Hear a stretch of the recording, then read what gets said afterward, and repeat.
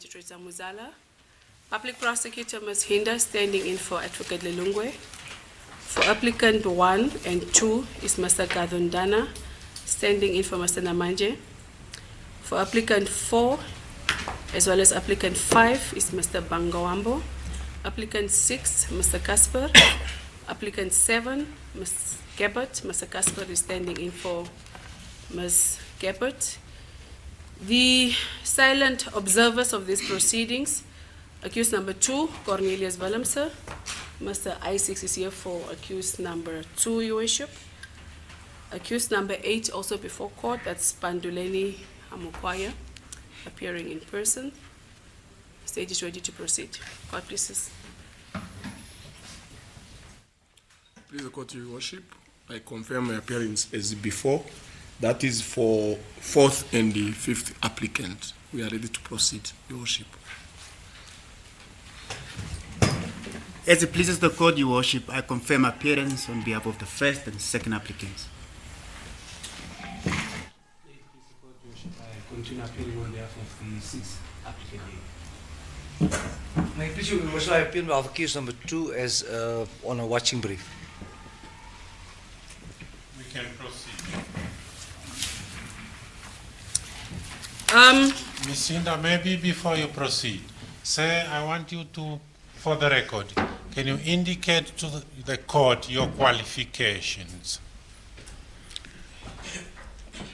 I hold a diploma in policing, a bachelor degree in forensic investigations. Both qualifications are issued by the University of South Africa. I also hold a master's in business administration obtained from International University of Management here in Namibia, Your Worship. Ms. Hinda, you can Can you proceed. just raise your voice? Your age, I think yesterday you also did not establish your age. 44. Okay. Chief, you may proceed with your testimony. Yesterday you've informed this honorable court that Mr. Mulunga signed the agreement on the 18th of July, the year 2022. Thereafter you went into Arango. You can just proceed from there. Yes. Maybe just to go back to the signing of the agreement by Mr. Mulunga on the 18th. Which agreement? The Just asset to purchase bring us on agreement. board. Yes, I confirm in terms of the investigations established that Mr. Mulunga had signed the agreement, the asset purchase agreement, on the 18th of July 2022. And of course, there was no procedures whatsoever followed as far as the procurement or the budget policy or the financial procedures of Namcor. There was no considerations to that effect. Just pause.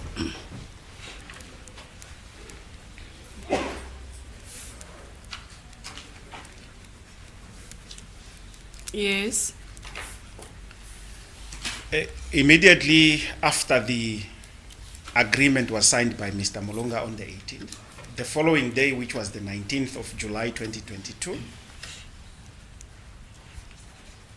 at exactly 09:17 hours in the morning, an invoice of 53,212,000 was sent by a certain Miss Rebecca Erastus of Enercon to Miss Jennifer Hamukwaya. Just pause.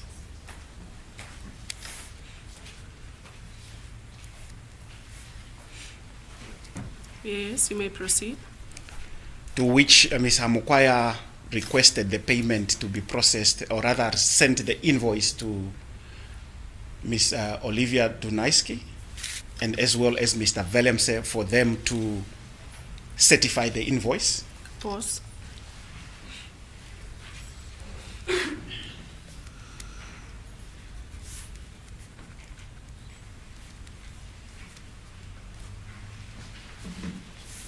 Yes. This was through an email.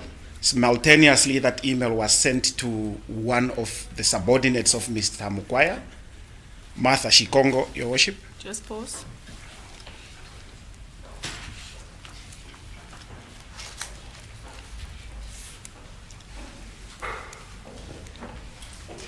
Yes. That was 5 minutes later, which was around 0921.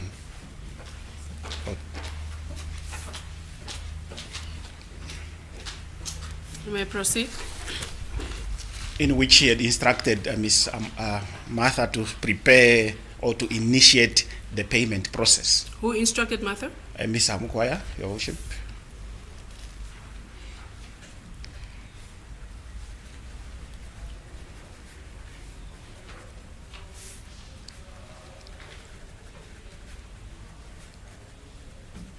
Subsequent to that, Mr. Willemse certified the invoice together with Mr. Davis Mafosa. Which invoice are we referring to? The invoice for the purchase of the assets in respect of the payment being made by Namcor to Enercon.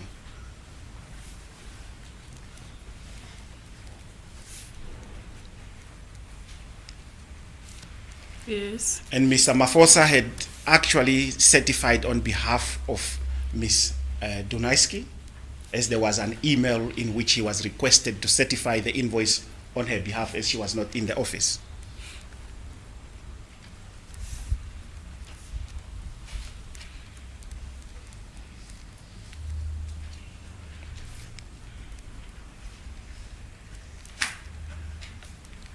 Yes. Your Worship, in order to verify the allegations, as part of the allegations was that the assets sold by Enercon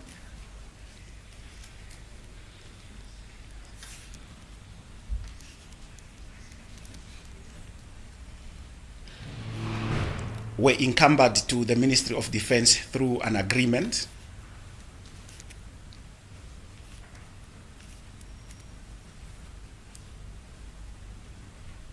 which was signed on the 15th of September 2015. What's the date? 15 September 2016, Your Worship? You earlier said 2015. 2015, I'm speaking under correction here, Your Worship. Okay. 2016, Your Worship. Yes. Your Worship, part of the investigations was to establish, rather to verify the allegations, and therefore we visited the Ministry of Defense.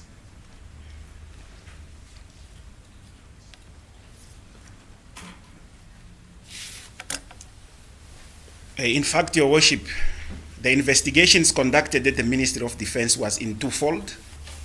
The first part of it relates to the agreement between Defense and Enercon on the supply of fuel. Just hold.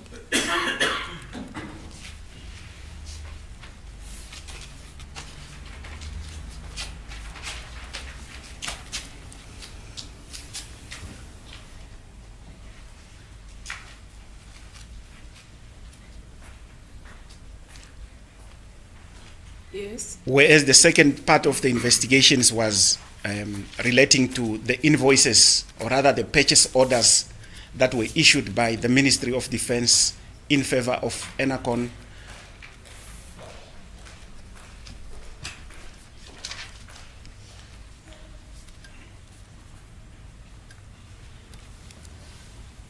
and as well as the invoices that were received by the Ministry of Defense from Enercon for the period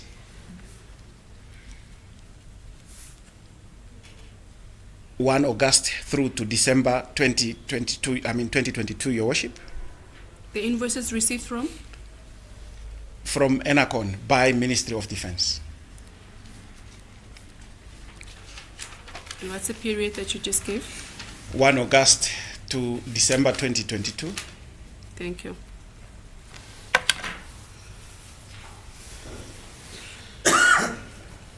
You may proceed. Your Worship, it was established through the investigations with the Ministry of Defense that indeed there was a 15-year agreement, and therefore the allegations were confirmed.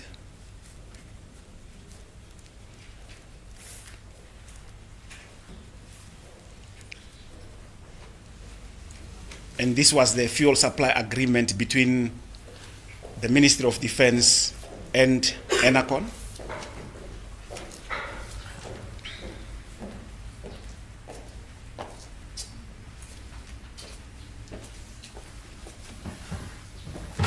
Yes. The agreement was running for a period of 15 years and it was due to expire in 2031, Your Worship.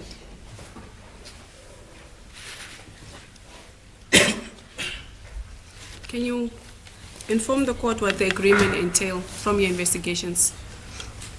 Uh, You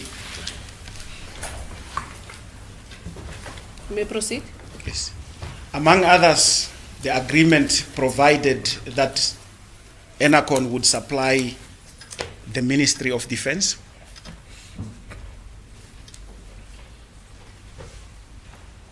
Yes. with petroleum products for the said period.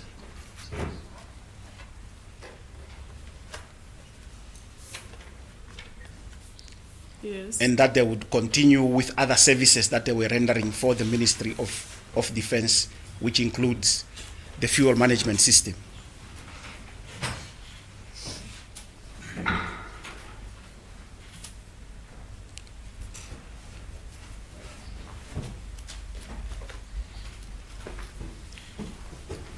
Yes. And at that point, the agreement was between the two institutions, that is Ministry of Defense and Enercon, was still in force.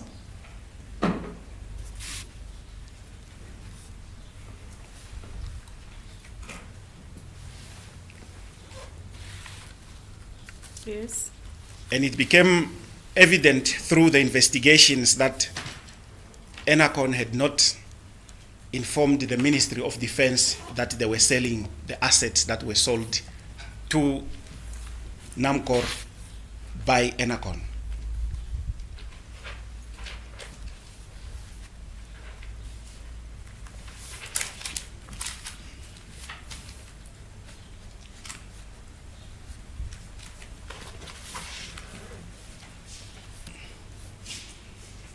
Yes. Because these assets were situated on the military bases.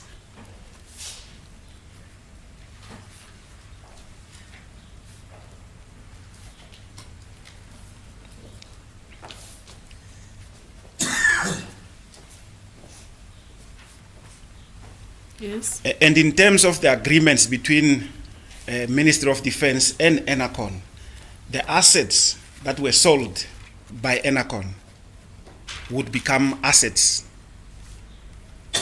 of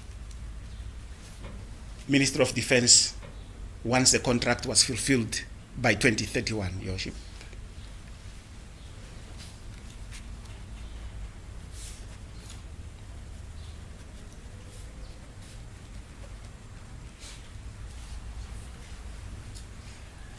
By which year? 2031. You may proceed. And the ministry only became aware of the disposition, rather only became aware that Enercon had sold these assets after the minister inquired from the executive director after the civil came, or rather the civil case was launched in the High Court by Namcor, Your Worship. Yes, Namcor.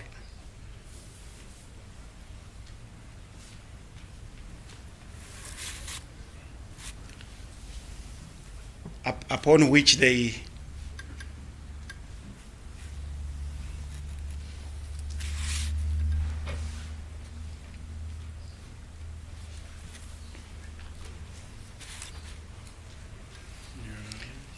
tried to seek clarity from Enercon through August 26, Your Worship, which is a subsidiary or an entity owned by the Ministry of Defense.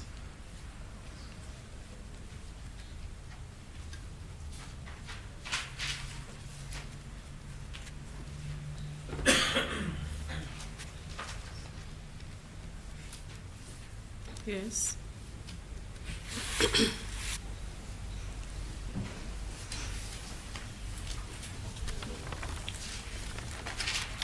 Now, interestingly, Your Worship, these are the very assets that were sold by Enercon to Namcor.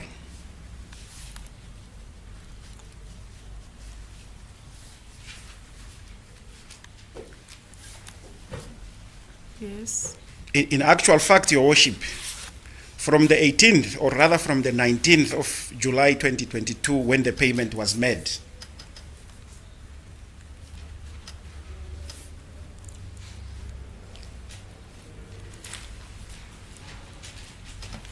through to April 2023, I believe when Mr. Mulunga was suspended,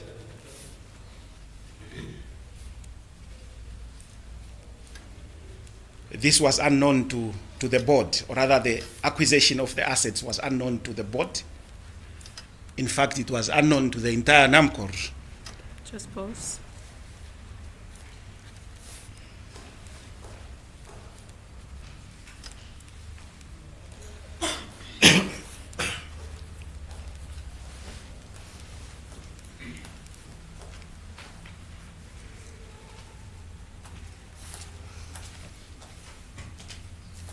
You may proceed.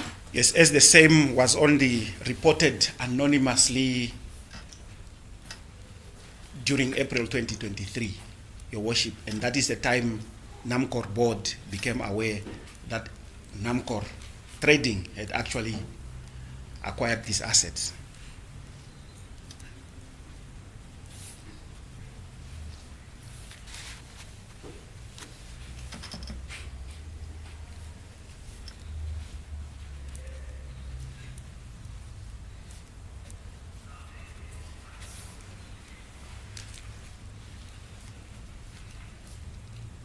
It was interesting to note that despite the acquisition of the said assets, Your Worship,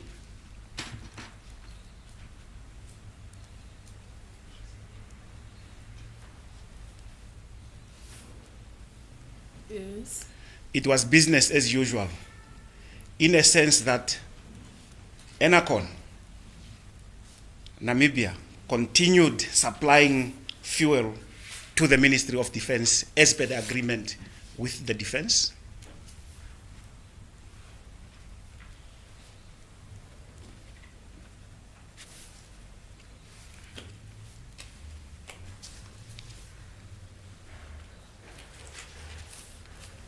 Despite having sold those assets on 18 July, Your Worship, 2022.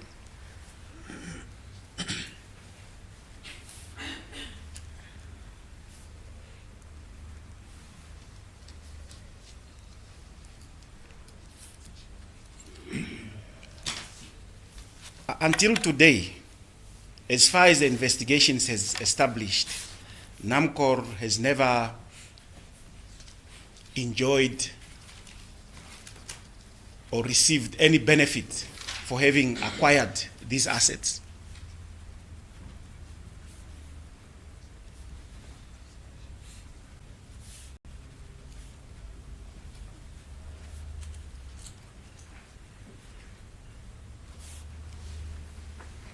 Which begs the question as to why was these assets actually sold to Namcor in the first place.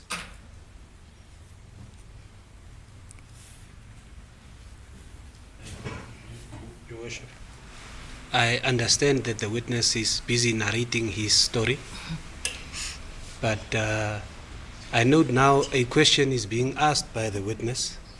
I wonder who will answer that question. Yeah. I understand he just put a question himself. It's That's the problem, Your Worship. If our clients were standing there doing that, this court would tell them. In fact, you did it with even Ms. Hamukwaya. You told her you can't ask questions. yes, but And we don't need the drama, Your Worship. Even as he stands there, Your Worship, he keeps giving a commentary. It is interesting to note. He must just give his story, Your Worship. That's it. yes, I understand, but the way he put it, he stated that it was, the question was, why were these assets? I am not, from my understanding, just a minute, that's why I did not tell him you cannot ask questions. From my understanding is that he is just posing a question without expecting any answer from. But that's the problem, Your Worship. He cannot pose the question.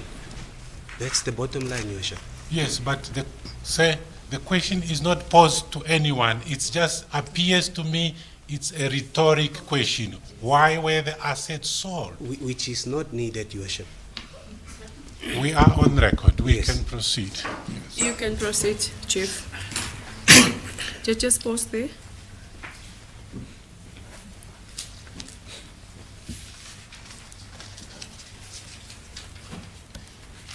You may proceed, Chief. Thank you. If I can maybe perhaps indicate as well that when the assets were acquired, they were listed as far as the nature and description of the assets that Namcor Trading was buying. Just keep it slow.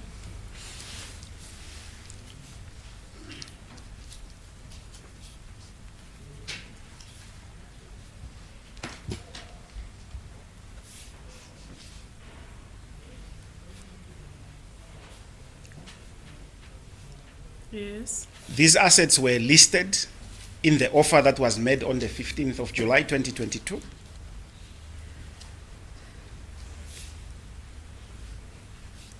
An offer which was accepted on behalf of Enercon by Mr. Peter Elindi and Malakia Elindi.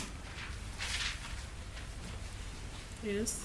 At that point in time, Your Worship, the nature, the description, the evaluation was conducted as to what is it that Namcor was intending to buy from Enercon.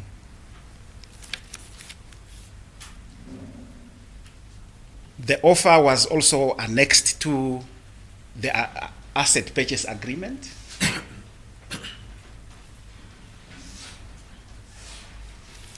Yes. And as well as the evaluation that was conducted by the engineering team, Your Worship.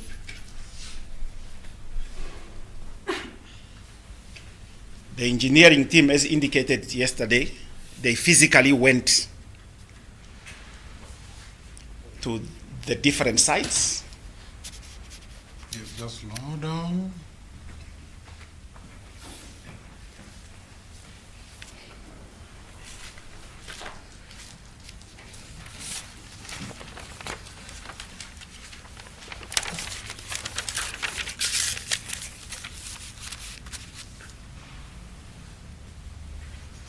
You can proceed. Where they physically saw the assets that they indicated in the evaluation report.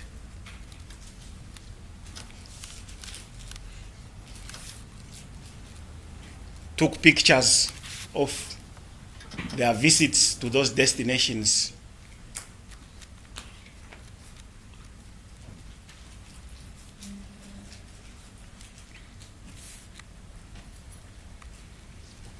Yes. Your Worship, on the 19th, after the invoice was received and certified correct, 19th. July 2022, Yes. immediately thereafter, money was paid, or rather, 2 transactions were made by Namcor Trading to Enercon's 2 accounts.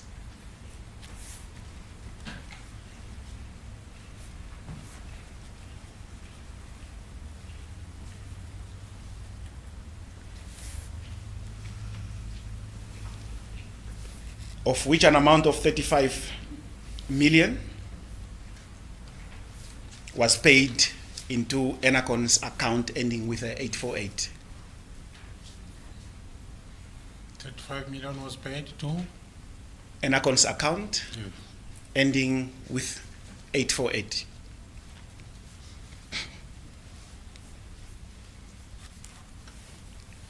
And the My apologies, Your Worship. Yes. My apologies. The account, 35 million was paid to the account ending with 520, Yes. not 848, Your Worship. Thank you, Chief. Yes, you may proceed.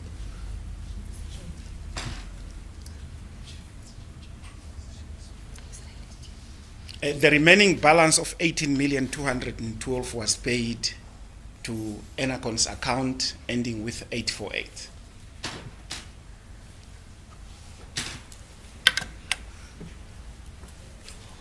And that was on the 19th of July, 2022.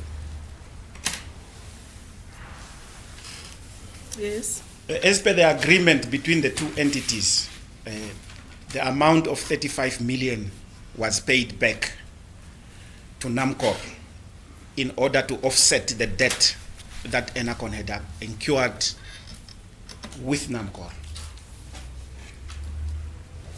Please, may you just repeat that? The 35 million was paid back to Namcor Trading in order to offset the debt of 35 million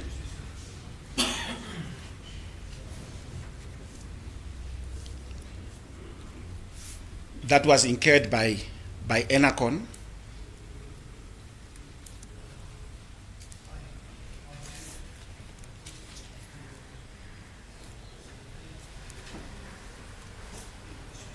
following the agreement signed on the 16th of March 2022, Your Worship.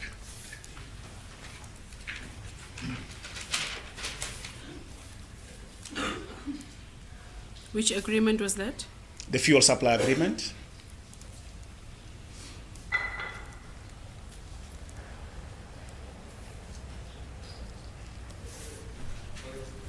Your Worship, it is important to note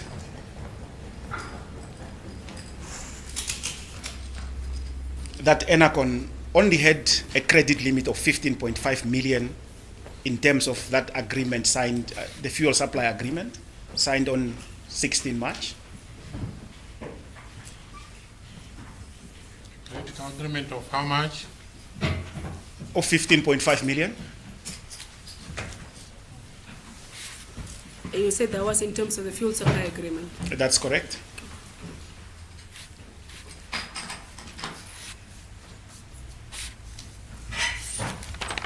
Yes. But by the 19th of July,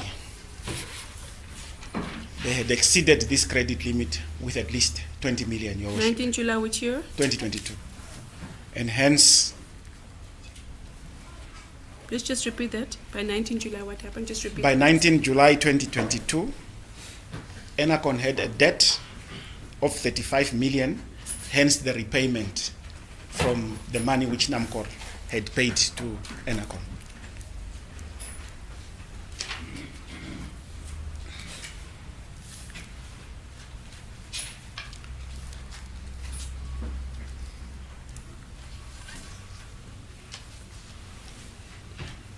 Yes.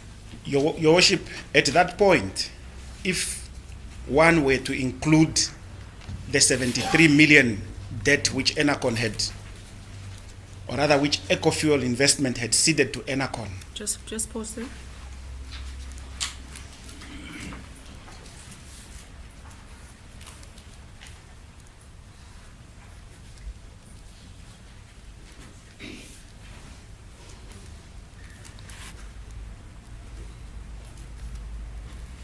Yes. the total exposure in terms of the value owed by Enercon towards Namcor Trading was around 108 million.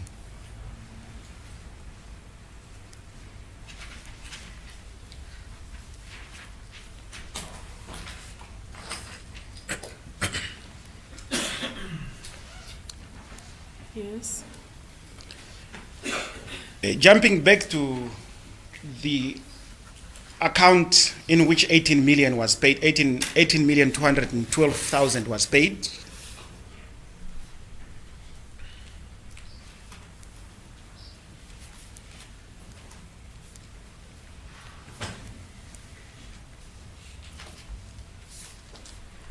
Yes. Immediately after this payment was received in Enercon's account ending with 848,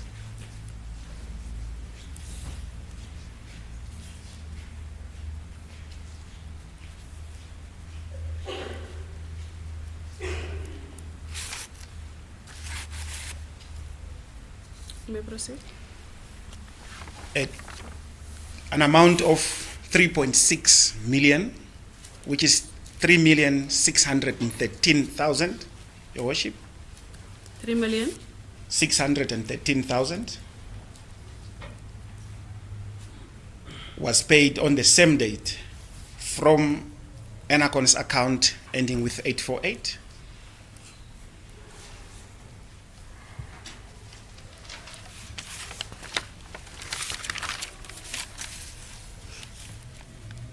Into an entity called Onyeka Clearing and Forwarding, CC, Your Worship.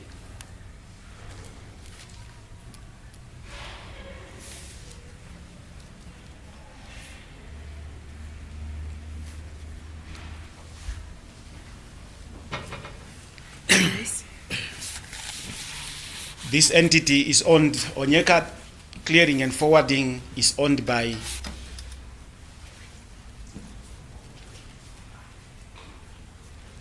Mr. Malakia Elindi and his wife, Lydia Elindi, who holds 50% interests each.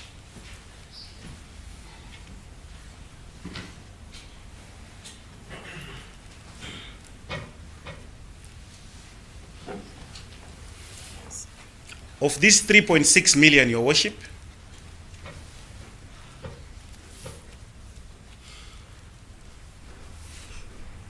$1.5 million each was paid to Mr. Peter Elindi and Malakia Elindi. Personal accounts held at Bank Windhoek. Just pause there.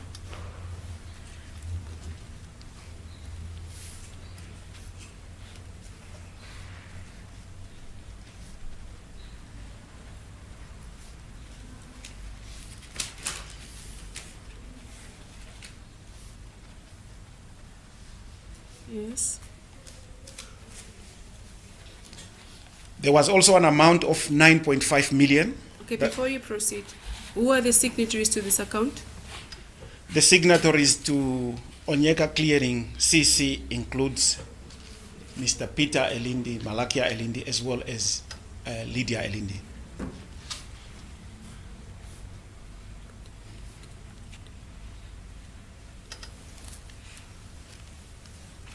You may proceed. Your Worship, an amount of 9.5 million was paid on the same day, which is the 19th of July 2022, to an entity called Eco Trading, CC. Just pause.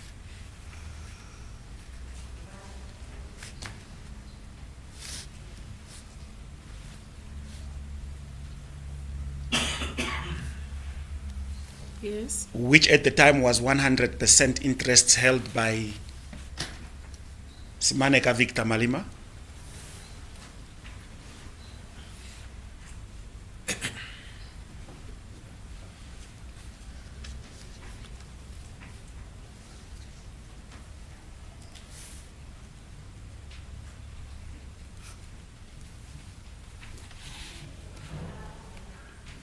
You may proceed. Your Worship, upon receipt of these funds into the account of a Bank Windhoek account of Eco Trading,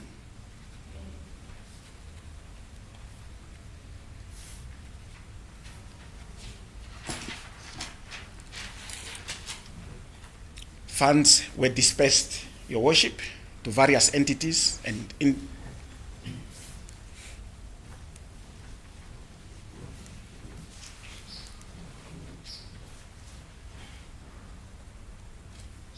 immediately, Your Worship, I believe the date should have been the 20th of July 2022.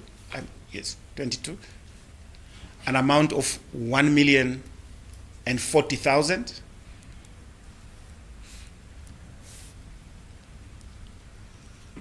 was debited from the said account of Eco Trading and credited into the account of Parkwood Petroleum.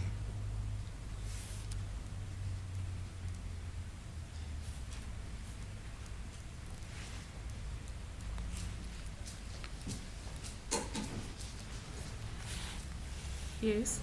In terms of the BIPA registration documents, Parkwood Petroleum was 100% owned by Mr. Willemse. Just pause.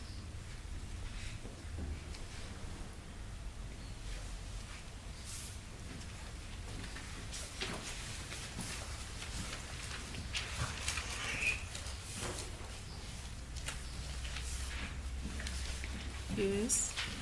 Who at the time was still in the employment of Namcor.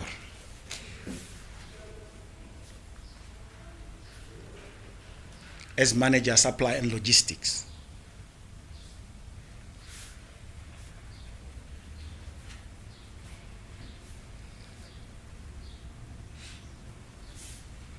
And Your Worship, this was the very same money which was paid from his employer at the time to Enercon.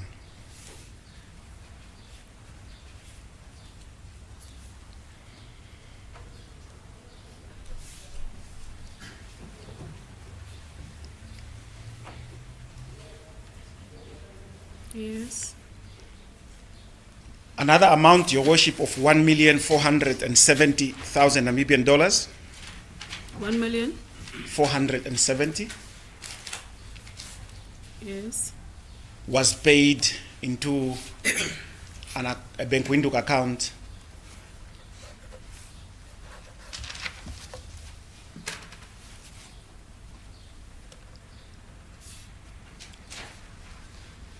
of Quality Meat Supplies.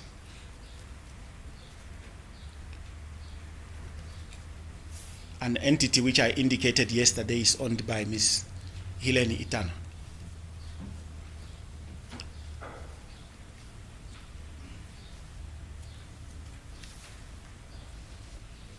To which Mr. Simaneka is the beneficial owner, and subsequent to that he is the signatory to the bank account.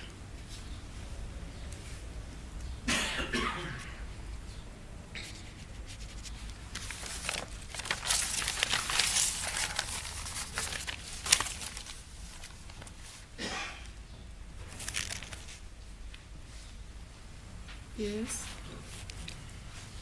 Your Worship, when this money, or rather when this credit was received in the account of Quality Meat Supplies,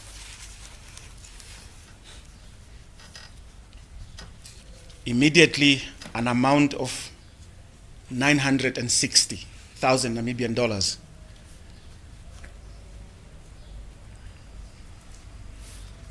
was paid into the account of Mr. Willemse, his personal account held at Standard Bank.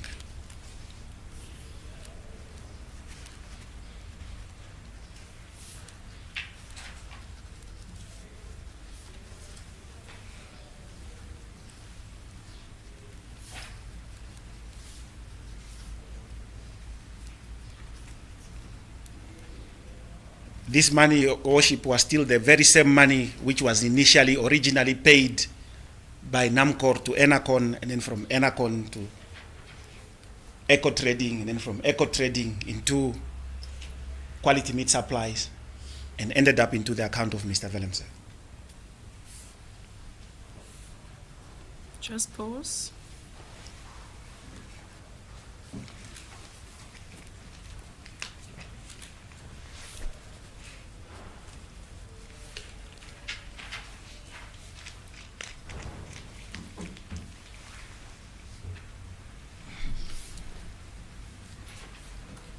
You may proceed.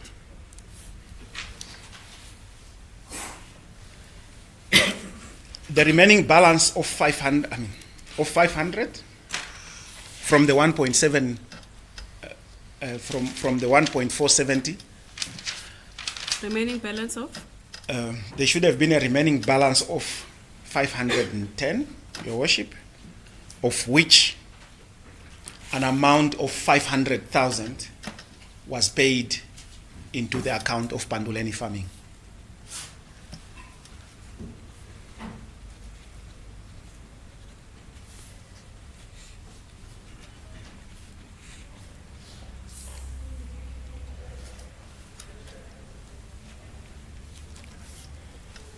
Yes. At that time, Panduleni Farming was 100% owned by Mr. Panduleni. Just pause.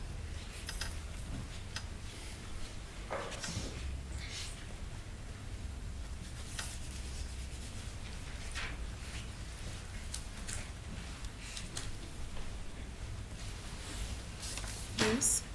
The husband of Miss Jennifer Hamukwaya, who at the time was the executive finance and administration at Namcor, basically the chief financial advisor. What was the position? Executive? Executive finance and administration.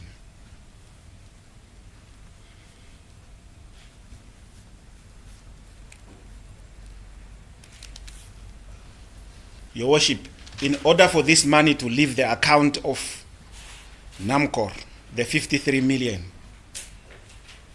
it was approved by Ms. Hamukwaya.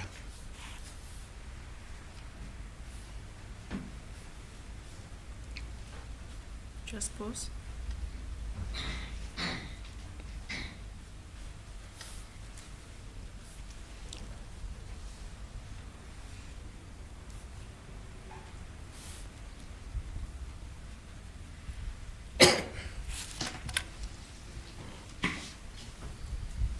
Your Worship, a transaction of 1.5 million was also debited from the account of Eco Trading CC. Please may you repeat that? Transaction of? 1.5 million and credited into an account of EcoFuel Investment, CC. Please just repeat that. An amount of 1.5 million was debited from the account of Eco Trading, CC, and credited into the account of EcoFuel Investment, CC. Now,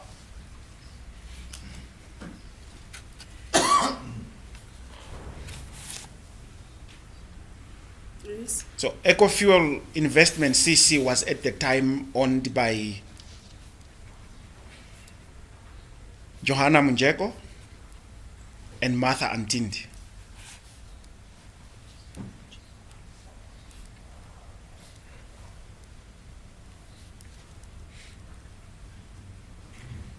Yes.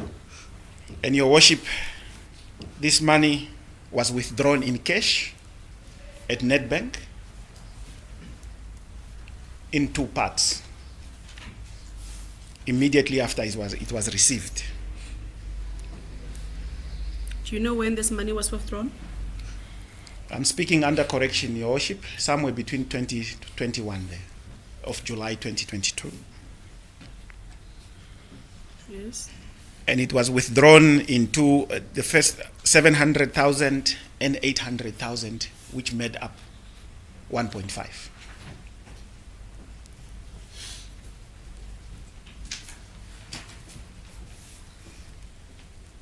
Although the entity EcoFuel Investment was owned by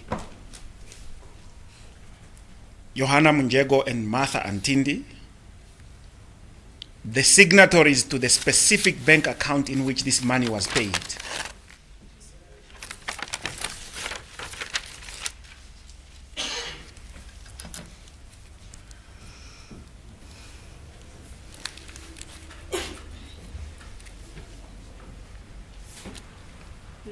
Wesimaneka Victor Malima, Austin Elindi, and Connie van Wyk.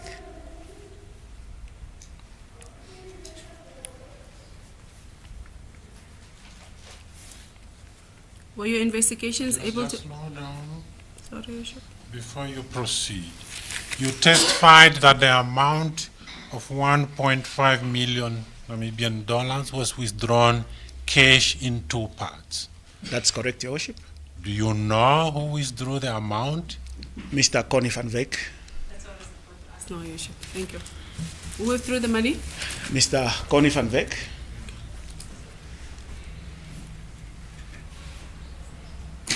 Yes, you can proceed. Your Worship, it must also be noted that in terms of the addresses provided on Eco Fuel Investment CC, as well as the postal address, Your Worship. Please just slow down. Just repeat that in terms of the addresses. They have similar addresses, both Eco Fuel Investment and Eco Trading CC. As far as the BIPA documentations is concerned,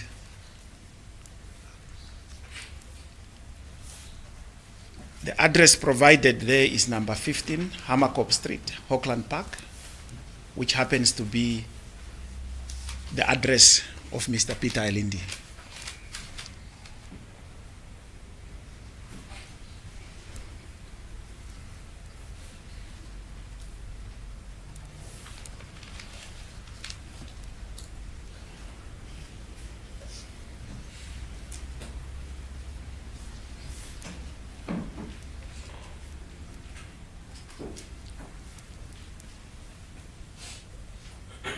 Yes. Your Worship, just to go back slightly to Onyeka.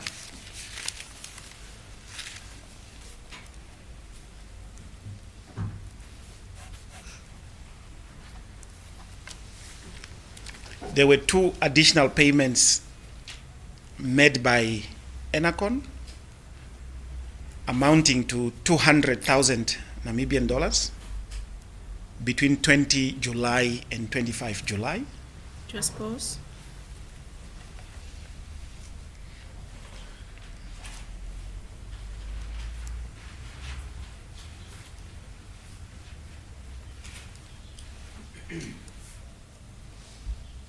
Yes. Which resulted in Onyeka having received at least 3.8 million, Your Worship, between the 19th and the 25th of July 2022 from from Enercon. Give us the timeline, the period again. Is it between 19 to 25 July 2022? Yes. Of which an amount of 213,000 was transferred to an entity called Nyambali Medical. How much amount? 213,000.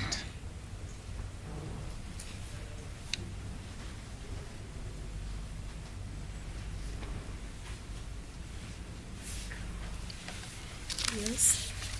And Your Worship, investigations established that Nyambali Medical is owned 48.5% each by Mr. Peter and Malakia Elindi.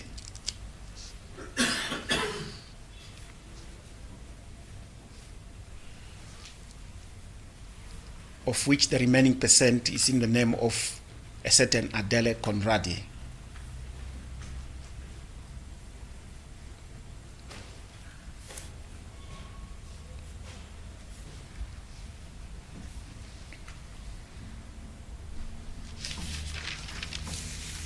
Yes. Your Worship, this money was paid, and I'm speaking under correction, Your Worship, whether it's DBN.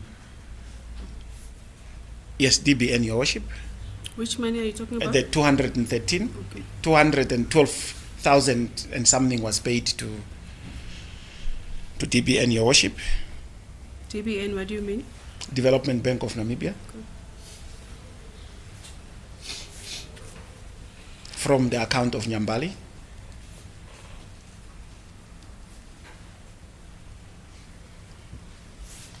I must also indicate, Your Worship, in terms of the account opening documentations of Nyambali, there is a resolution indicating that the only signatories to the account, or the specific account, Bank Windhoek account, is Mr. Peter and Malakia Elindi. Just pause there.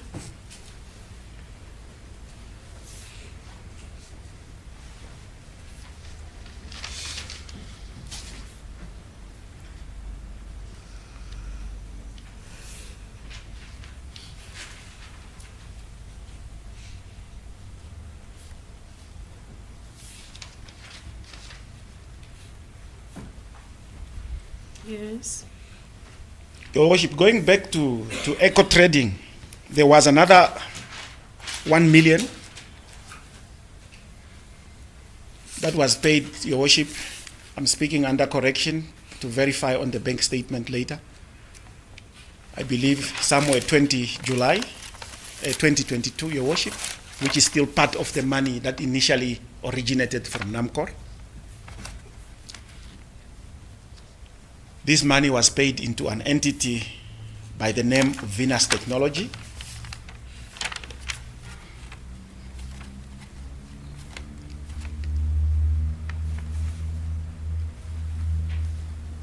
Just pause.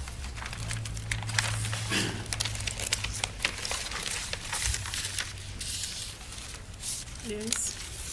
Venus Technology is owned 100% interests by Austin Elindi.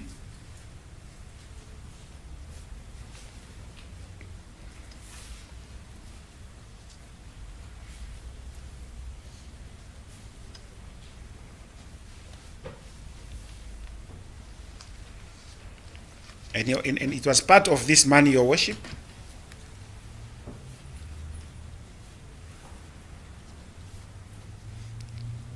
where an amount of $10,000 was paid into savings account of Ms. Dunaiski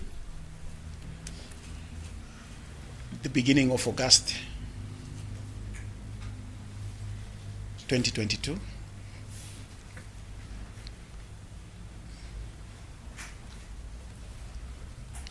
Did you say savings bank account? That's correct, Your Worship.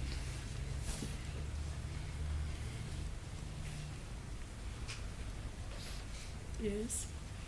Your Worship, the other million, there were some credits, cash deposits added into the account of Venus Technology around about the same time, subsequent to which the money was used to deposit a vehicle in the amount of 1,184,000 Namibian dollars.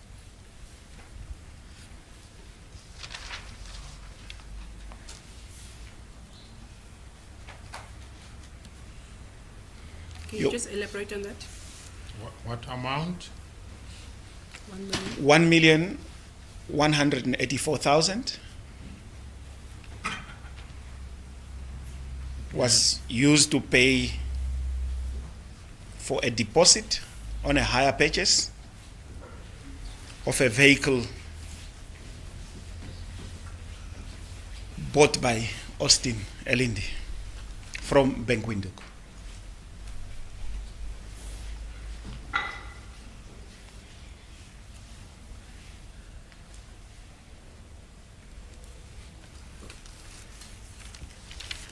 Your Worship, another transaction which happened immediately thereafter the credit was received by Eco Trading was an amount of 1.2 million.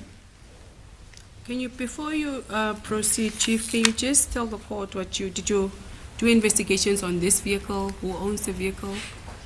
Anything with regard to the vehicle? Your Worship, at this point, it's perhaps, if the court, of course, allows me, if I could say that the vehicle was initially purchased by Mr. Austin Elindi. However, the vehicle has since changed ownership as far as the registrations with Netis is concerned, Your Worship. We are still following up. We know in whose name is currently registered, but it's registered in somebody else's name. The vehicle is being used by somebody else. Okay. So without me disclosing that name, Your Worship, okay. But that is the current status. Okay, you say you're still investigating. That's correct, that. Okay. Your Worship. You may proceed. Yes, Your Worship, there was an amount of 1.2 million that was paid into an entity called Oshali Fuel Investment, CC.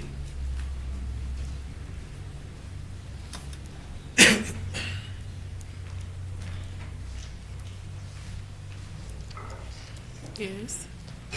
Oshali is owned by a gentleman with the name Simeon Nangolo, Your Worship. Simeon Hanjene Nangolo. Hanjene, something like that. Your Worship, this amount was credited in the Bank Windhoek account also. And we know that this amount, Your Worship, it was subsequently after being received into the said account. Just pause.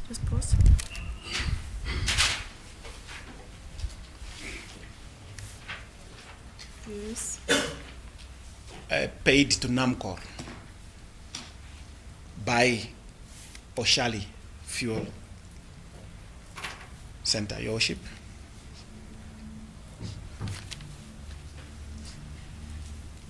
Was it the whole amount paid? 1.2 million. Your Worship, there were some other funds at this point. I know the whole amount, I think there were some added amounts, but it was wholly paid to Namcor.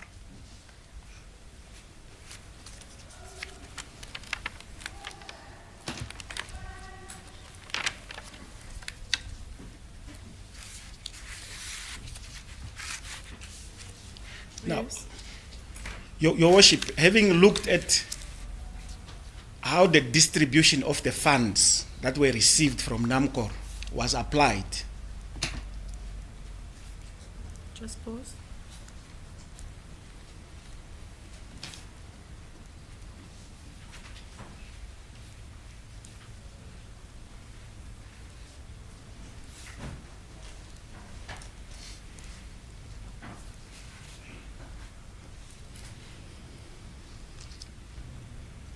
Yes.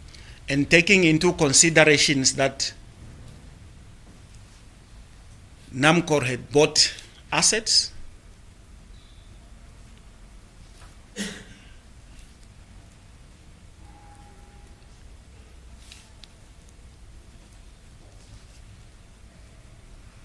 which they never used,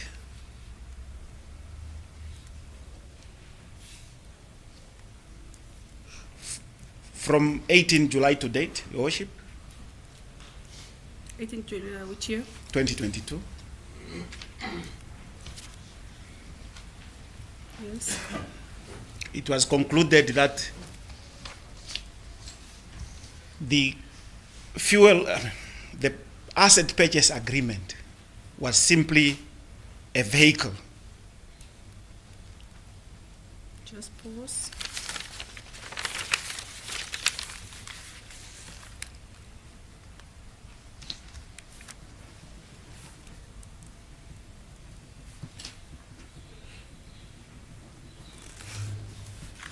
or an instrument that was used to enable the money to be paid from Namcor Trading. Just pause.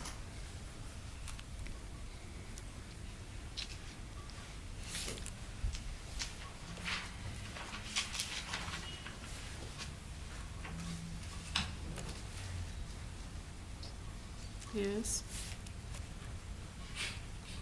Enercon had the opportunity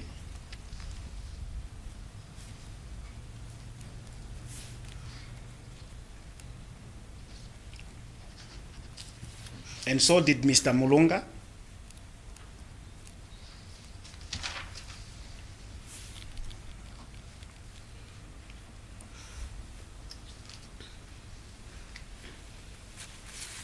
from 18 July or 19 July when the funds were paid, Your Worship,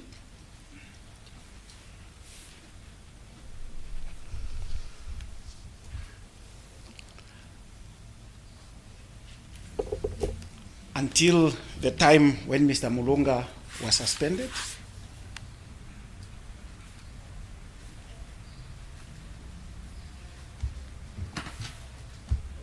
But nothing was done, Your Worship.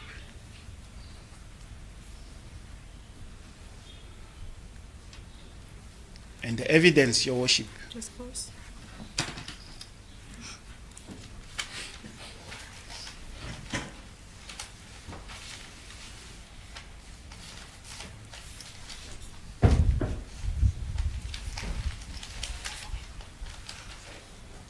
Yes. As I've indicated in terms of the entities I was reading, Your Worship, evidence indicated that some of the money or some of these funds went into the pockets of the staff members, or at least indirectly to the relative or the husband of Ms. Hamukwaya, Your Worship. If one takes the amount of... Just pause.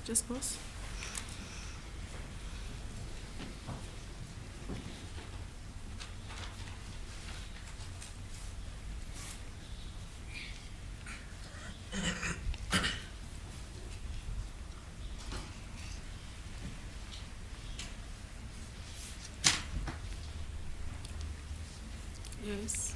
If one adds up the amount of 960,000 received in the personal account of Mr. Willemse, Just pause there.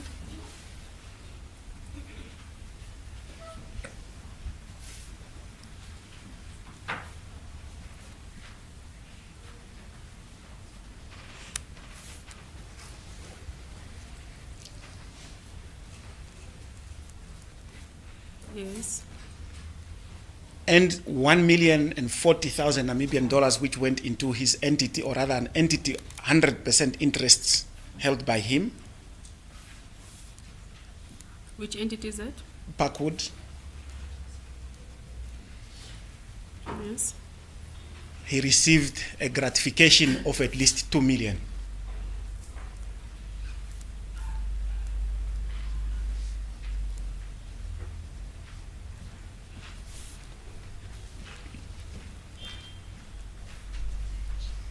It is important to indicate that Mr. Willemse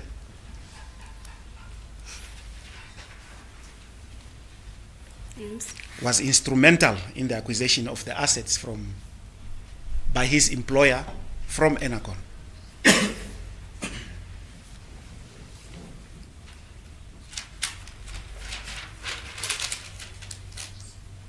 Just pause.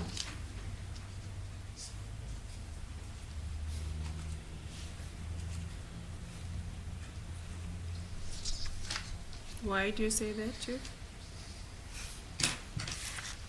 Your Worship, he was one of the people that recommended the submissions or rather the motivations that was internally submitted at Namcor in order for Namcor Trading to acquire the concerned assets.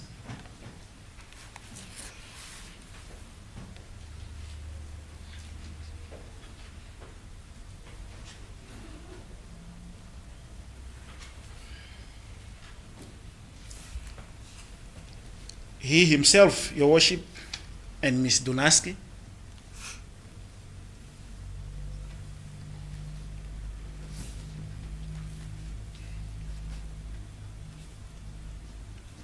Yes. arranged and instructed Mr. Sam Hashela to compile the discounted cash flow report.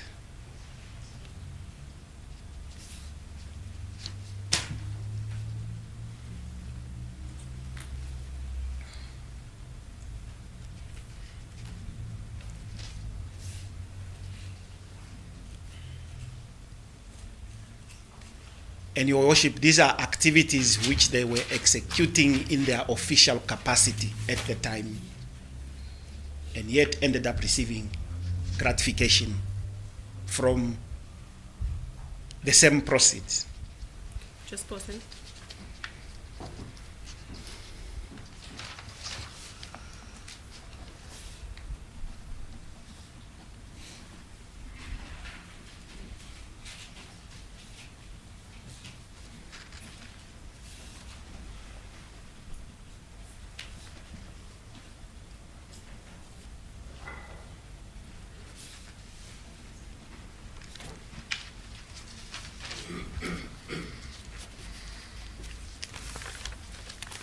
Yes.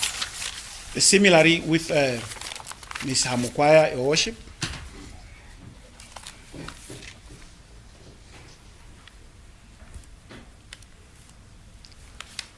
she approved the payment in her official capacity.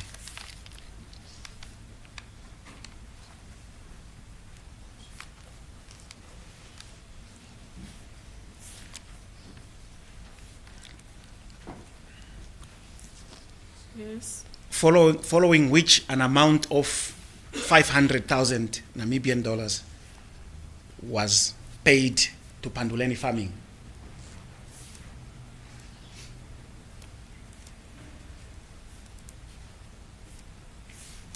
Which is her husband's, which was an entity held 100% by her husband. Just pause.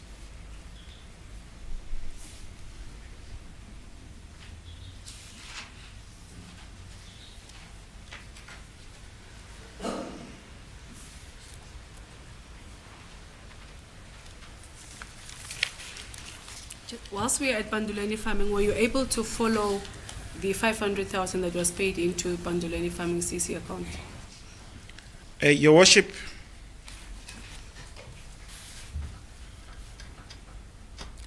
we were able to conduct financial analysis as far as the bank accounts are concerned, partial.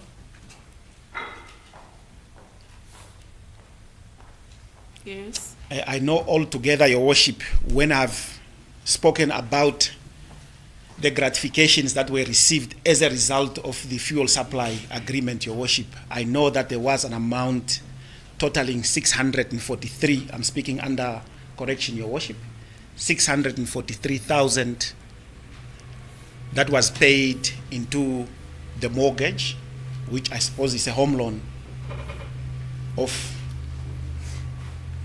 Mr. and Ms. Hamukwaya. That was during the period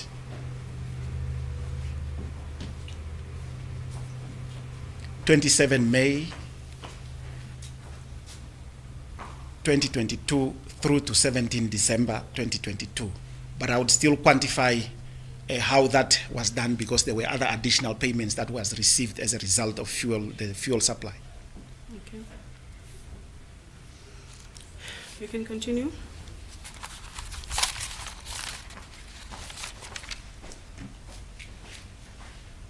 Your Worship, investigations also... Are you moving to a different topic? Or you continue? Okay. Your Worship, You may proceed, Chief. investigations also established that there was a misrepresentation that was made by Mr. Peter and Malakia Elindi. Yes. In that they did not disclose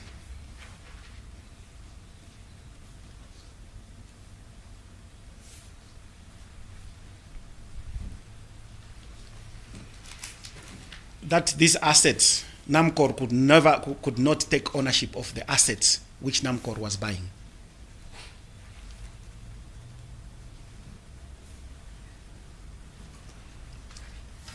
And Your Worship, we are saying so because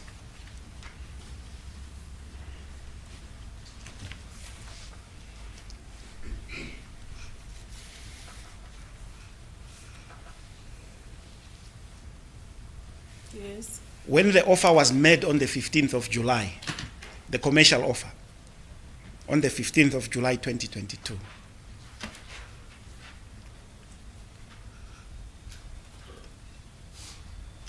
Namcor Trading specified what they wanted to buy.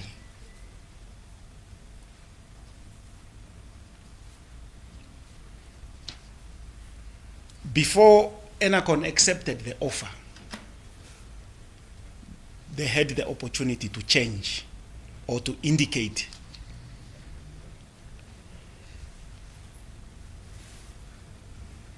Just pause.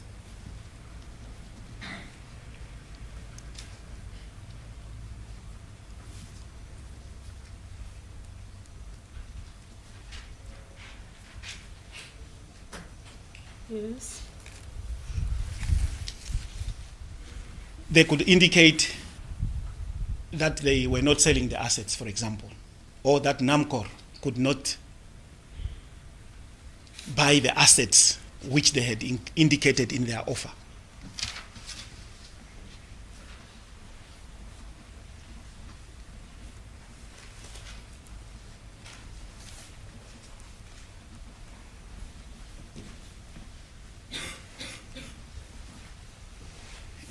Similarly, so Your Worship, even when they signed the contract on the,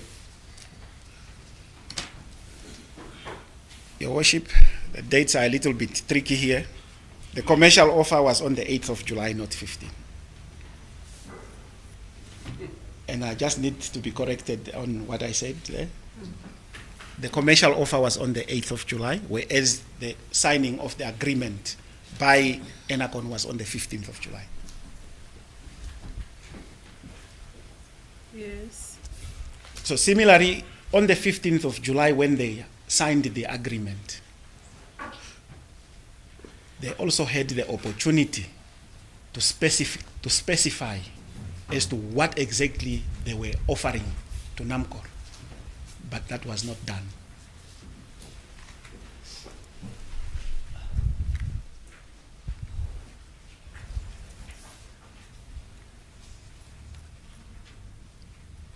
Which caused Namcor Trading Just pause.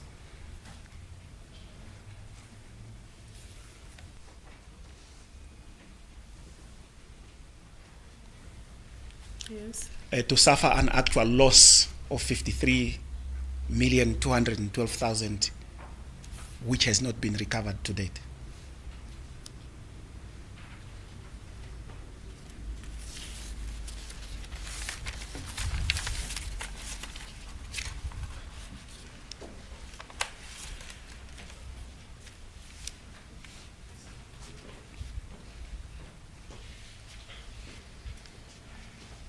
Now, Chief, why are you saying Namcor suffered 53 million loss if 35 million was paid back to Namcor as per your testimony?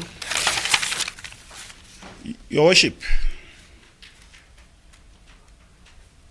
Enercon did not sell anything to Namcor to date. And if that is the case, Just pause.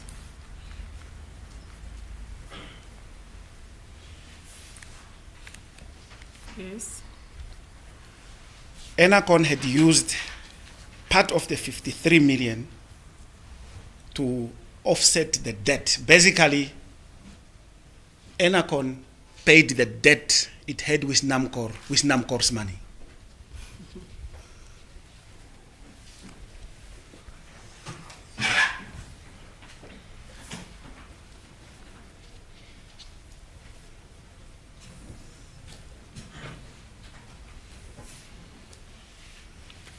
Okay.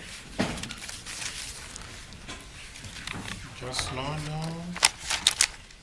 Now, you testified that Enercon did not sell anything to Namcor to date. Why do you say that? Your Worship, Namcor never took ownership of any assets.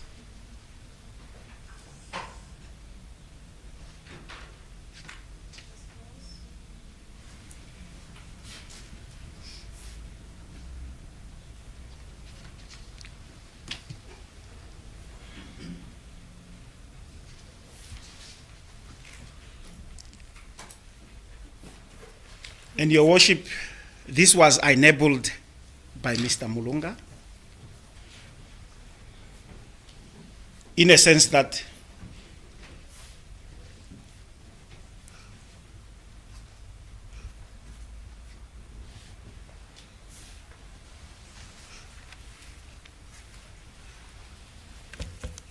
Yes.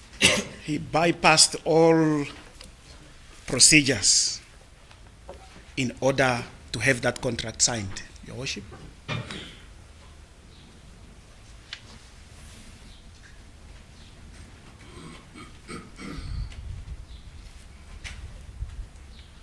Your Worship, Just pause.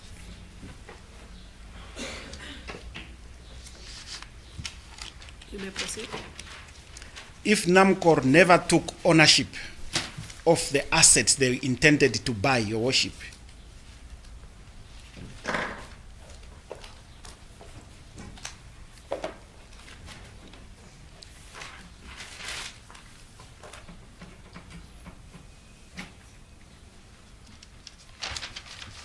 Yes. There was no agency in not having followed the procedures.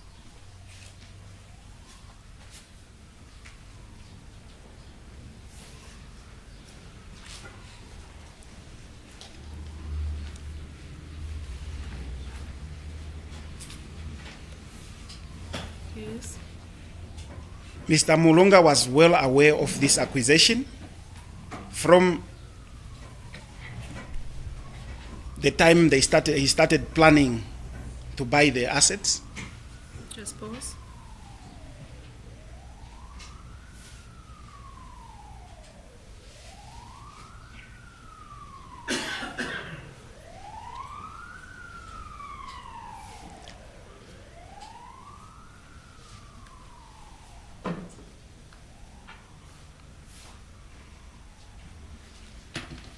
Yes. In May 2020, until the time he left, until the time he was suspended, Your Worship.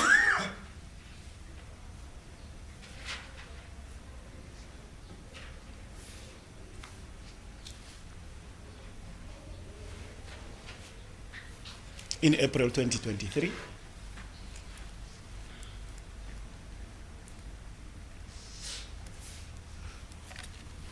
And failed to report this to the board of Namcor. Or Failed to report what? the acquisition of the assets.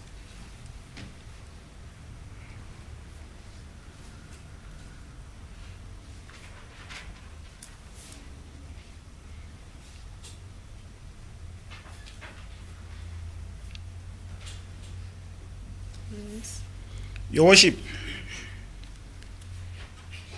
evidence has also shown that there was a conspiracy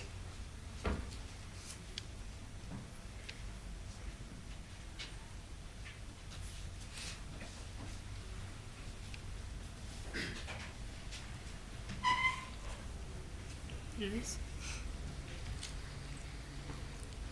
meaning there was a plan between Enercon and Your Worship. When I'm talking about Enercon, I'm referring to the two directors who accepted the offer and subsequently signed the contract.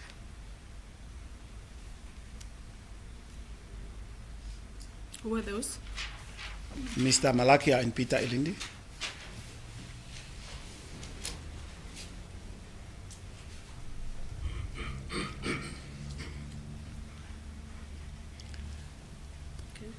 Together with Mr. Mulunga, Mr. Willemse, Just pause, just pause.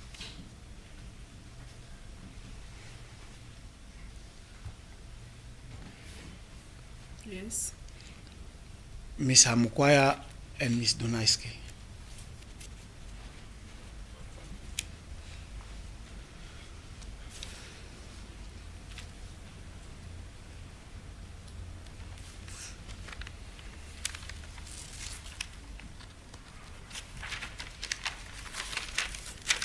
Yes. You may proceed. Hence, Your Worship, they did not do anything from the time such an agreement or the asset purchase agreement was signed. Just pause.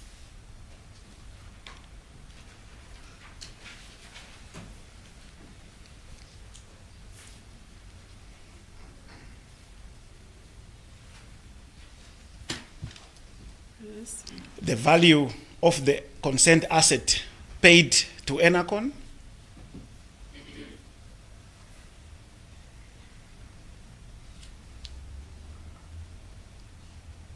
nothing was done, Your Worship, until the matter was reported anonymously. And Your Worship, when I'm saying anonymously, it was reported to the then Honorable Minister of Finance, Honorable Shimi, and the board of Namcor during April 2023, which resulted into the internal investigations, among other issues that were being investigated. If you're saying nothing was done, what do you mean by that? Can you elaborate on that? Yes, Your Worship. I'm saying nothing was done because Namcor had entered into this agreement to buy assets.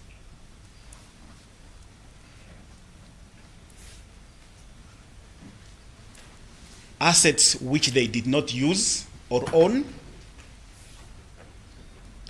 whereas Enercon continued as though it was business as usual to supplying fuel to Ministry of Defense and the subsequent use of those very assets that they sold to Namcor Trading.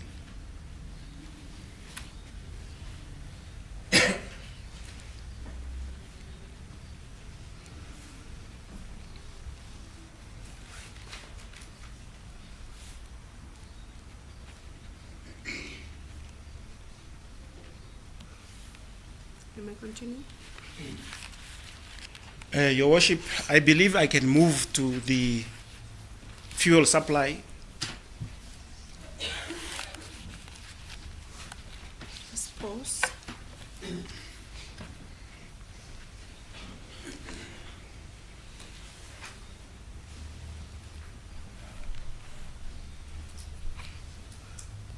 Before you move to the fuel supply agreement, did you do a financial analysis on the accounts of Cedric Willemse? Your Worship, partial analysis has been done on most of the accounts that are involved.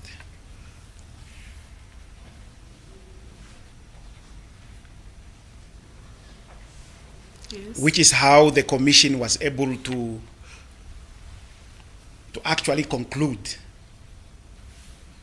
that there were corrupt practices, as there were gratifications that were received even by staff members of Namcor. Okay.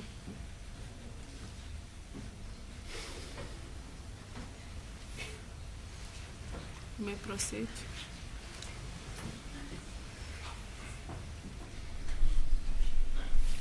Your Worship, just to note that despite Enercon's account being zeroized,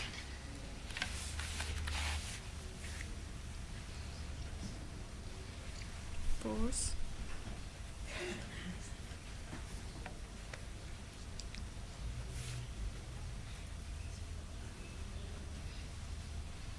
Yes.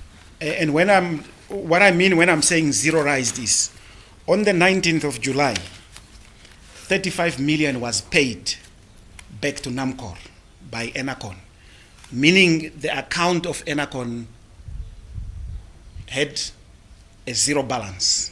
So they did not owe Namcor anymore. Okay. Just pause there.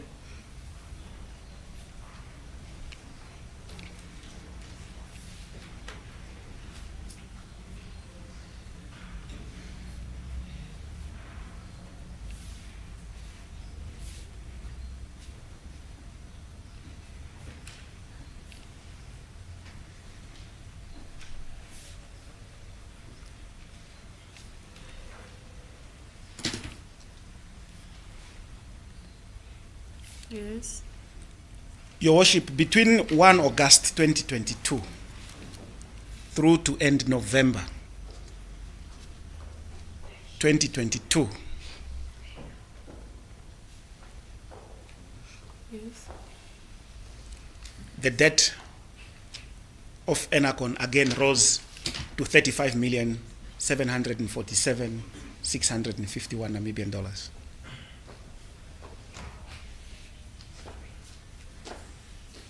Please repeat the amount. 35 million. 35,747,651.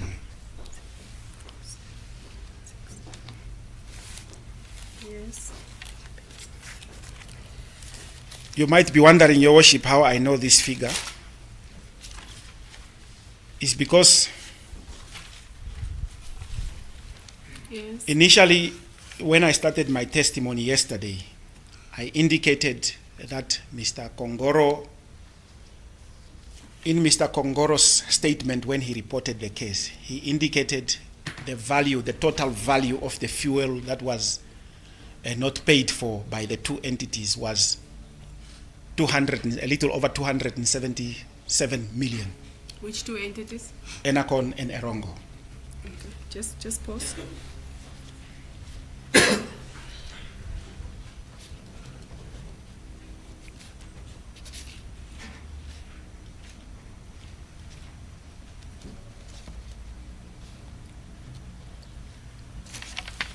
What was the value of the fuel? 270, a little over 277 million. Yes. Of which 38 million was alleged to be the fuel that was supplied to Enercon, or the fuel that Enercon had not paid for.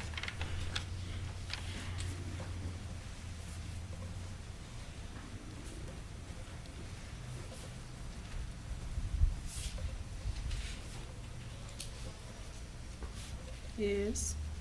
Your Worship, during the investigations, we went back to Namcor.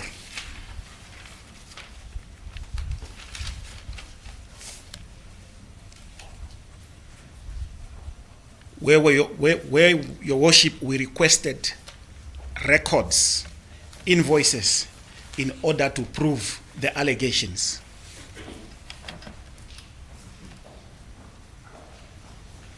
In respect of the two entities, but for now I'll focus only on Enercon, and then when I go into Arango, I'll also bring those ones out. Okay, just pause.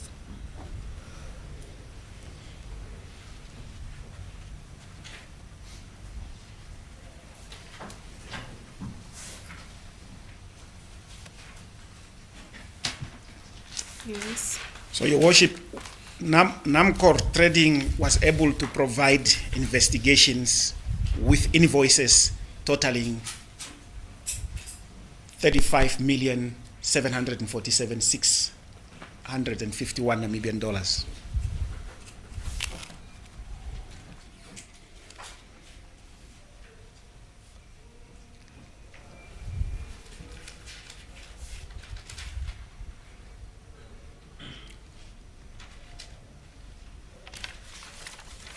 For the period 1 August through to November 2022, Your Worship.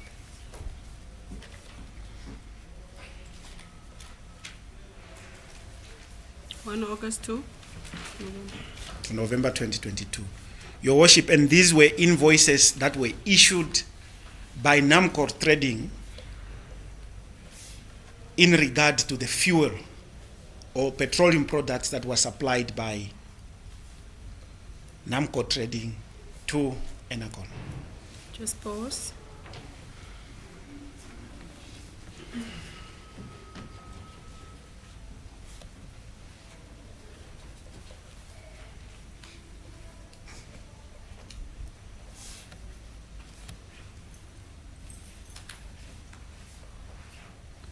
Yes.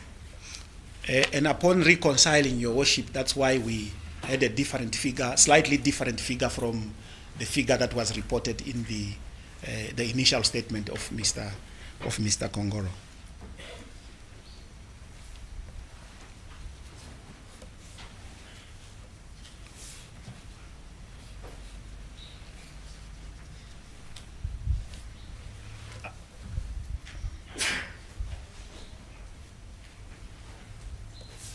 Yes. As these invoices were accompanied by the respective purchase orders that were issued by Enercon to Namcor.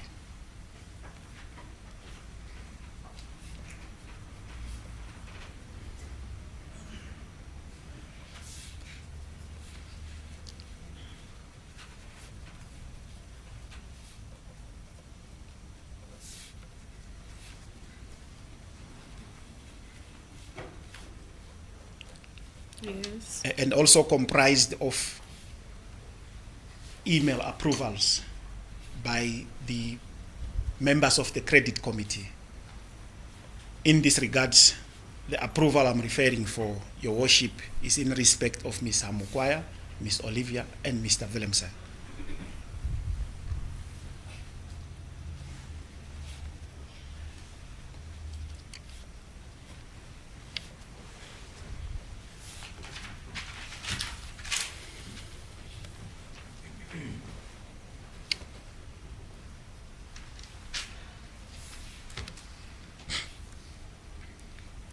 Yes. Your Worship, the investigations noted that in the fuel supply agreement, one of the conditions was that when Enercon issued an invoice, or rather a purchase order to Namcor Trading, Just pause there.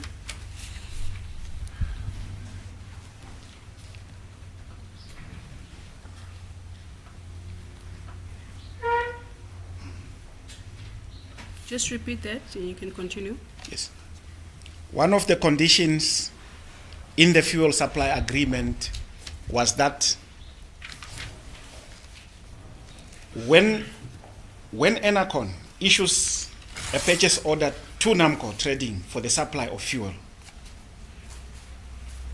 such an order would be accompanied by a corresponding purchase order that was issued by the Ministry of Defense. Your Worship, Just pause there.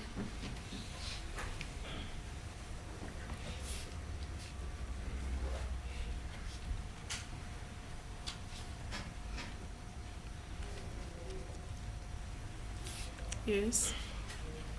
we could not find any corresponding purchase orders issued by the Ministry of Defense in the custody of Namcor Trading as per the agreement.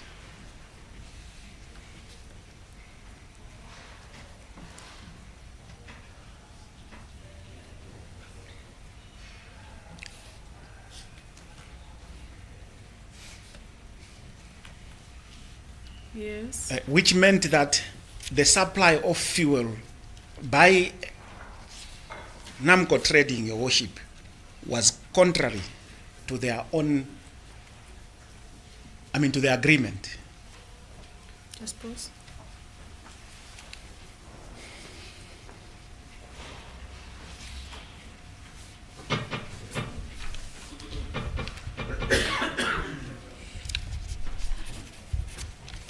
As it was clearly spelled out, Your Worship,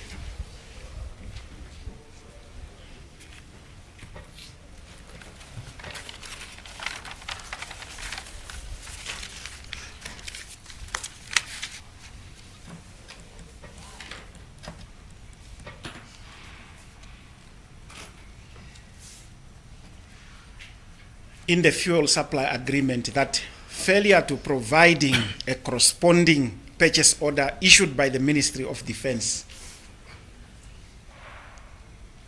Just pause.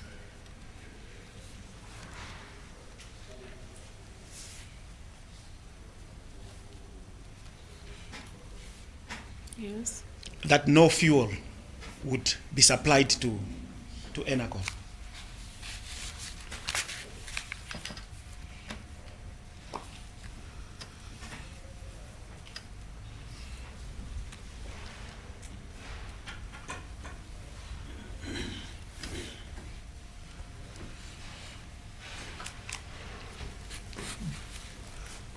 But we know and have evidence proving that fuel was actually supplied to Enercon, despite there not being a government-issued purchase order.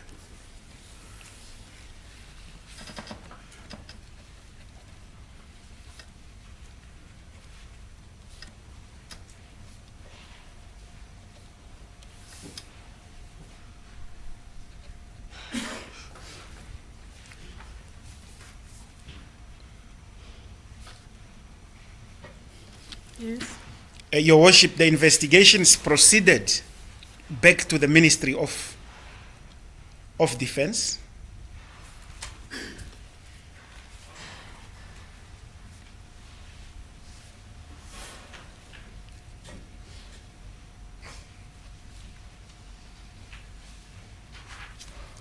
In order to retrieve or obtain evidence in respect of the purchase orders that were issued by the Ministry of Defense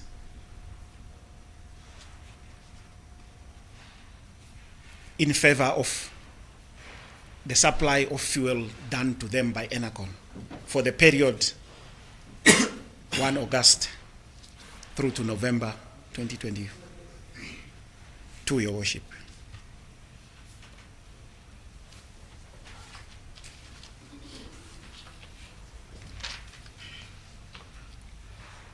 And the rationale for that, Your Worship, was because one of the conditions in the fuel supply agreement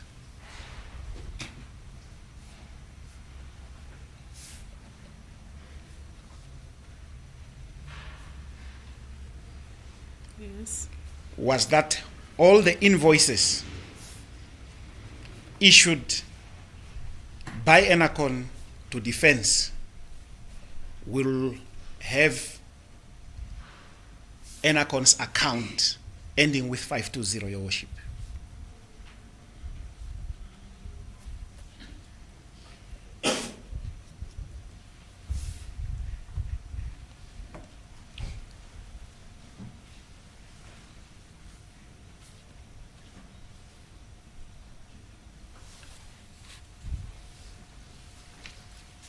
Yes.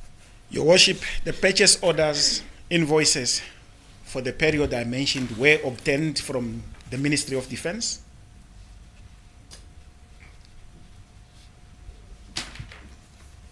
And Your Worship, evidence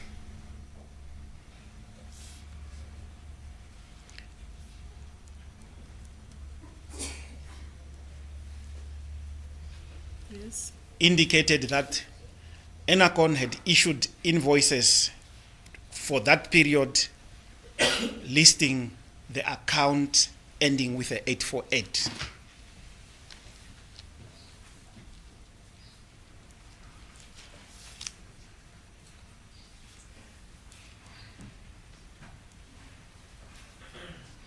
Yes. Which contradicts Slow down.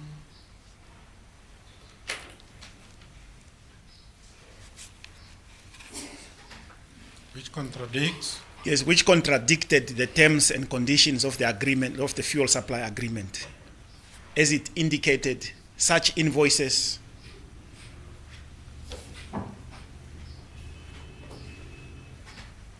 would have the account ending with 520, Your Worship.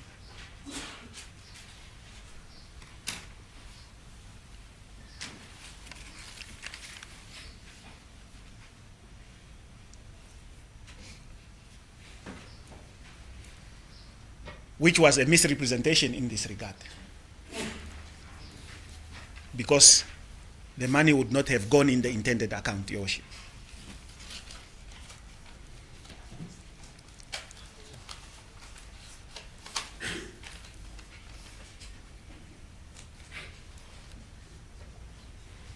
Your Worship, part of the... Just pause there. Just slow Just pause. down.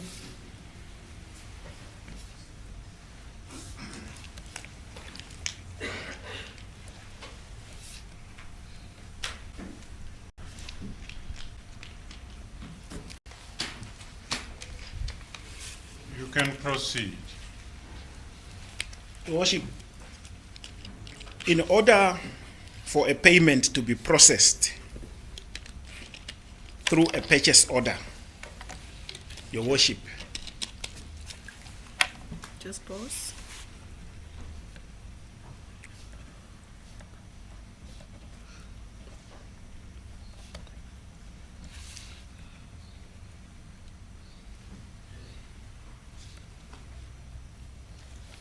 Yes. there is a verification process which is undertaken by the government in order to, among others, curb incidents of fraud.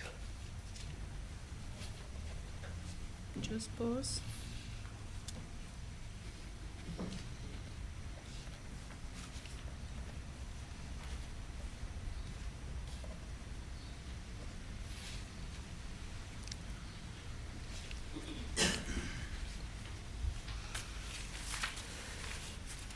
Continue. Your Worship, which means there are different mechanisms that the government put in place in order for a payment to be finally made.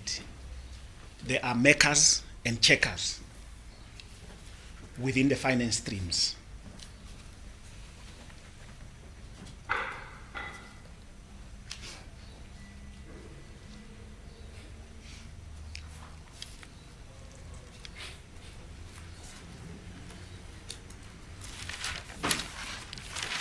Yes. Part of this balance and checks, Your Worship, is verifying that a payment is made into an account number listed on the invoice attached to the specific quotation, purchase order, Your Worship. You're saying the account listed on the invoice. That's correct, Your Worship. And who lists such account? The account would be listed by the service provider, the person or the entity providing the invoice.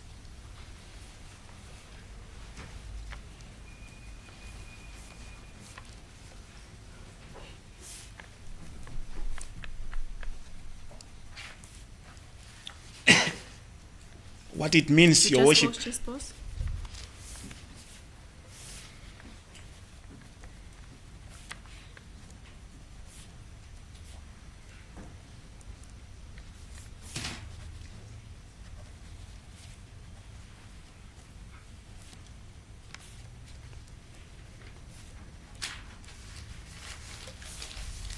Yes, what it means? Yes, what it means, Your Worship, an entity can have more than 2, 3, 4, 5 listed accounts with the Ministry of Finance. Just pause there.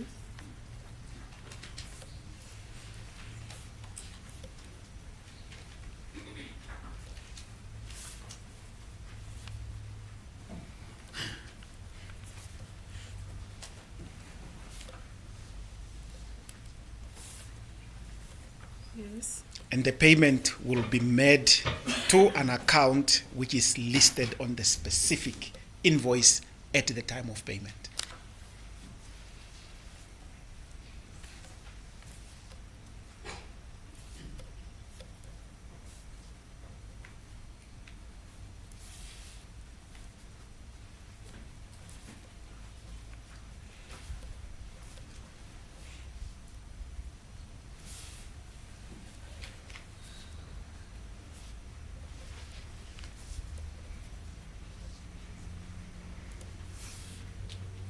Yes. Your Worship, it was noted during the investigations that despite Enercon having incurred a debt of 35 million from March 2022 through to July 2022, Just pause there.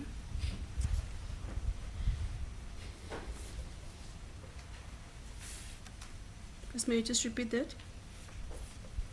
it was noted that despite Enercon having incurred the debt of 35 million,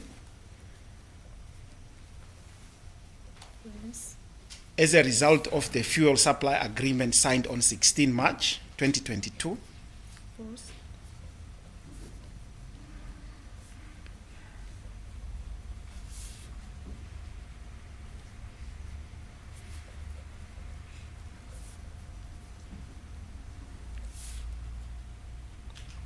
Yes. also taking into consideration that there was no credit guarantee provided by Enercon,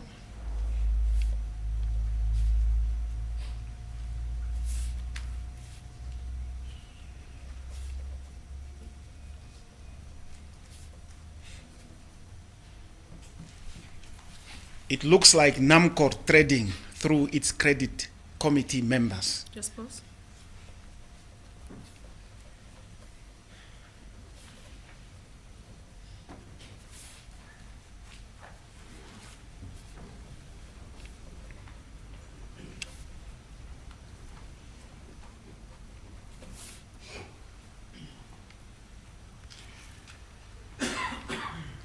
Mr. Willemse, Ms. Hamukwaya, and Ms. Dunaiski, once again allowed the supply of fuel from 1 August through to November 2022 of the same amount, 35 million.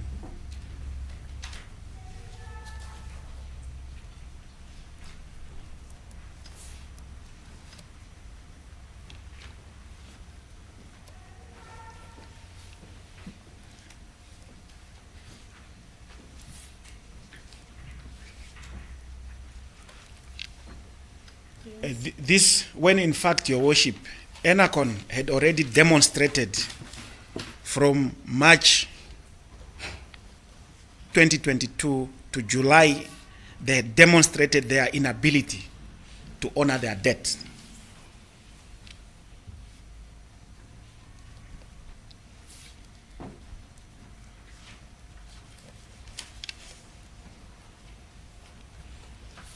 Yes.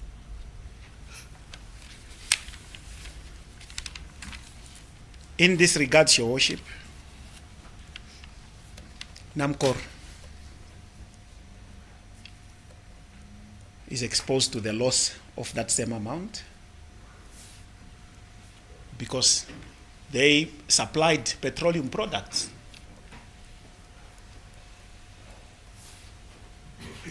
The credit committee members approved.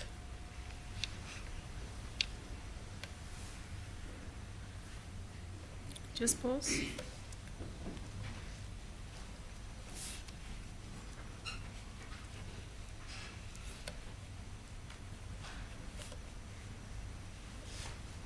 Yes. Which as a result created a gratification for Enercon.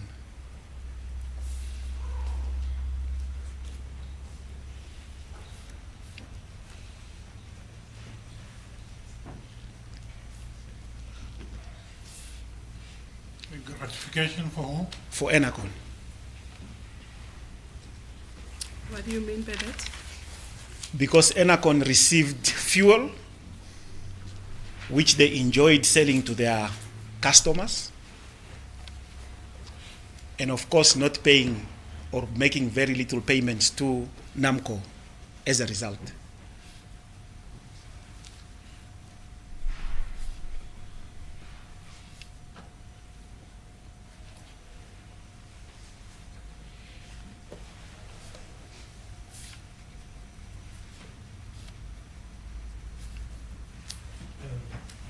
Your Worship, I do not want to disrupt. I just want to be following what's going on here. May my colleague indicate the last part of evidence by the witness regarding the alleged gratification to Enercon.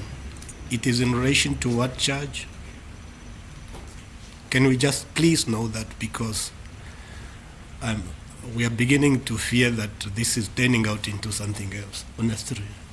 In relation to what charge, so that for our note we know. Gratification to Enercon. In relation to what charge? Do you want to answer that? I am not cross-examining your Lord. My colleague is leading the witness. She must answer to court. I'm not cross-examining the witness.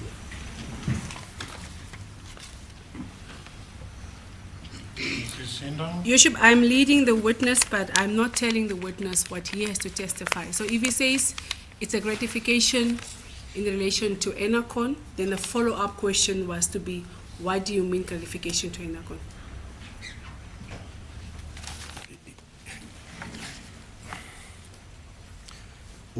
Your Worship, why it is called leading of a witness is for the legal practitioner in front of you to direct the witness on matters that are relevant. So, all right, it's a simple question. That gratification to Enercon, we do not want to ambush, is in relation to what offense? My colleague is the public prosecutor in this court. If it is irrelevant, then we must not be made to be here listening to things that should be in a commercial court or somewhere else. All I'm asking, gratification is a technical, contextual term in terms of the Anti-Corruption Act. All I want to know, it is in relation to what offense? That is it.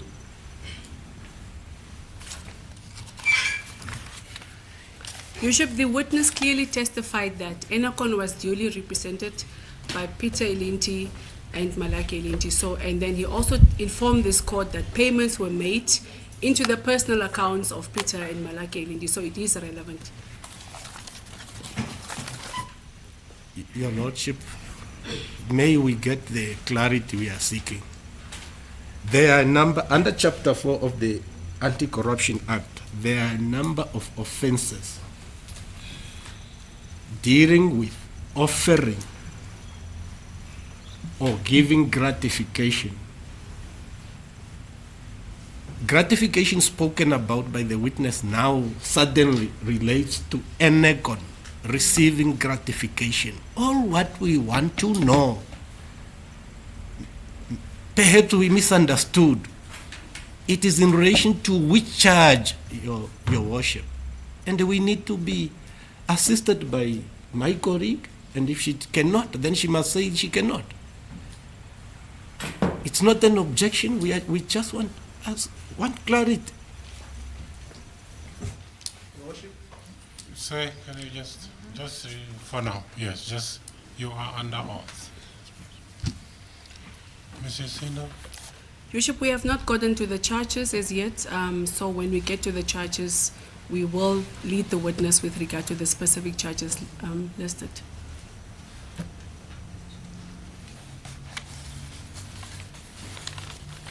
Mr. Namanje, you heard what he said. Maybe we can move on for now. Okay, we will see what happens. Yes. We hope and pray we will be able to get what offense he was talking about. But if it is not the case, if they will not be able to link this particular part of evidence to a particular offense, with greatest respect to your worship, I think it is time for all of us to be told that we are not here to hear things that are not relevant to them. Otherwise, we will never finish this bail application. My colleague can then proceed. Bishop, we're only dealing with things that are relevant. You may proceed. You can proceed.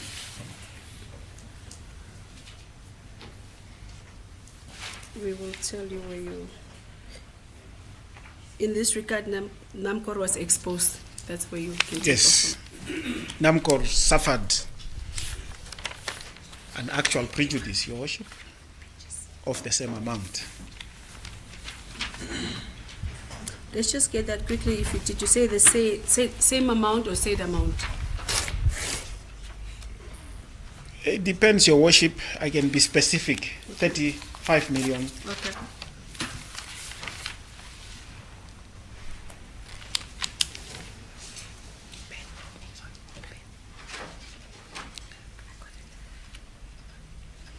You may proceed. Your Worship, the staff members of Namcor Trading, or Namcor itself, Your Worship.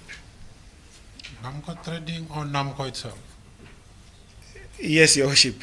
The members of the credit I just committee. want to know which Yes, Your one Worship. are Yes. you referring Let me use the Namcor. The credit committee, Your Worship. Okay. Which staff members, so that we can be sure? Mr. Willemse, Ms. Hamukwaya, and Ms. Dunaiski. Yes.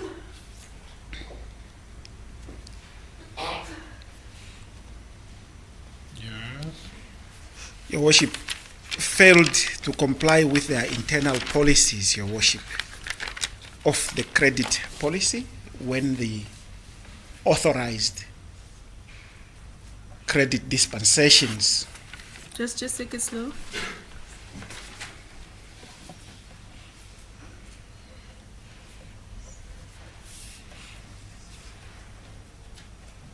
Yes. For the supply of fuel to Enercon.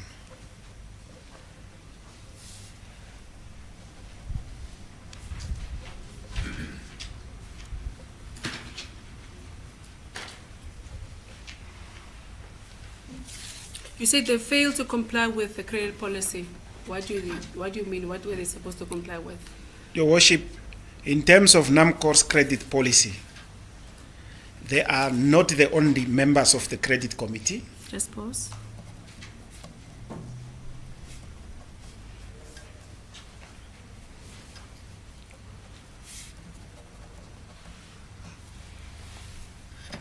Yes. Other members of the credit committee, Your Worship, were the head of legal, Ms. Panduleni Mulunga,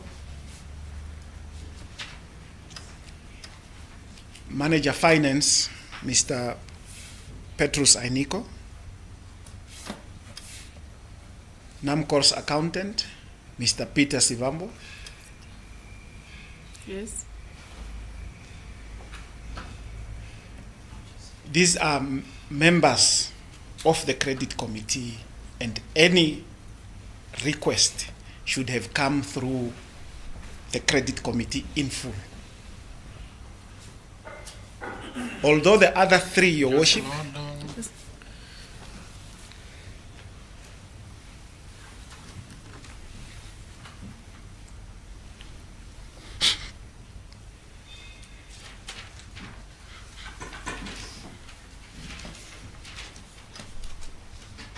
Yes.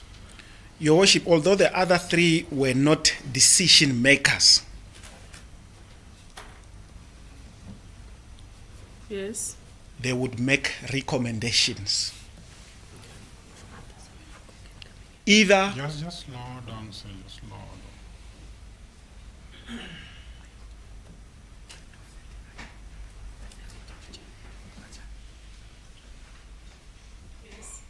either to approve or disapprove.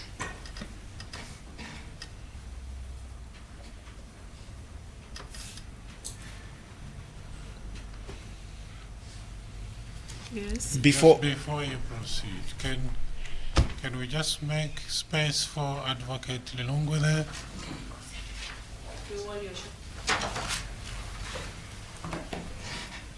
Not that council must move away, but just to space, maybe he can, yeah.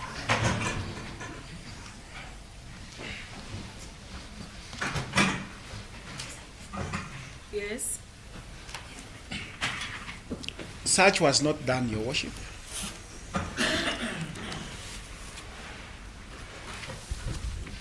What do you mean that they were not decision makers?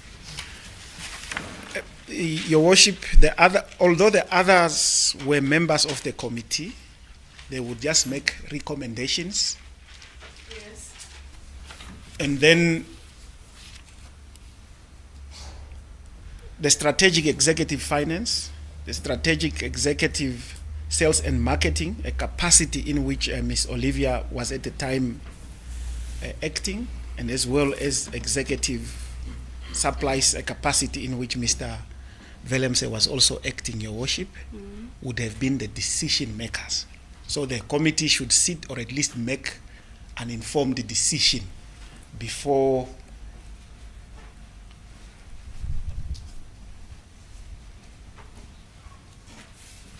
deciding to approve or disapprove. Just pause. Okay. You may proceed. By looking at how the customer has been conducting themselves, how they've been repaying, and so forth and so on.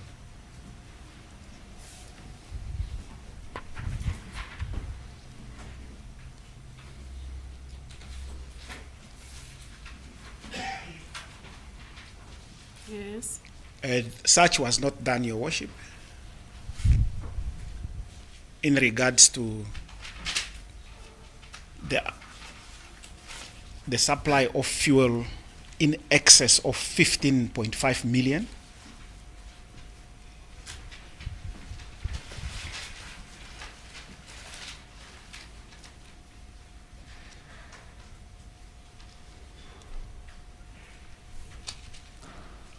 Above the credit limit.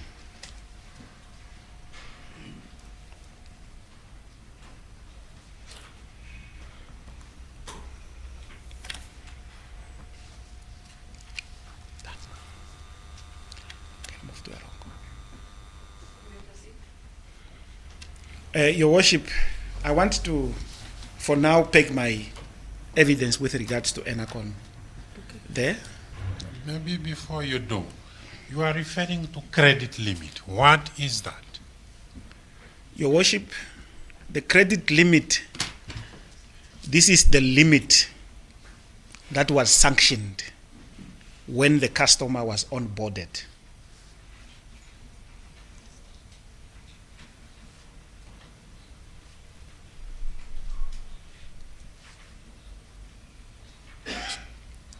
Meaning this, what? in this regards, Your Worship, it means the customer is allowed to receive product to a certain amount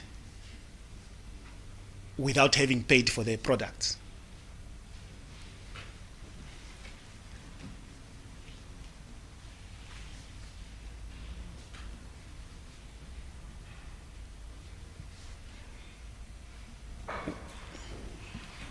When Enercon was onboarded, Your Worship, through the fuel supply agreement of 16 March, Just pause.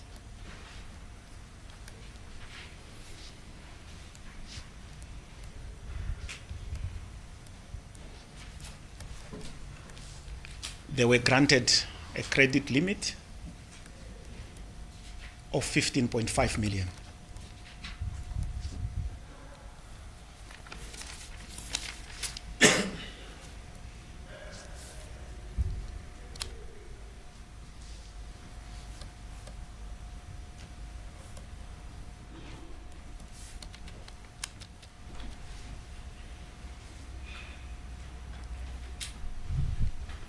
You can proceed. Bishop, please, may we have a 10-minute health break? We can even make it 5. 5 or 10? 5 is in order, Your Worship. Then the court briefly adjourns.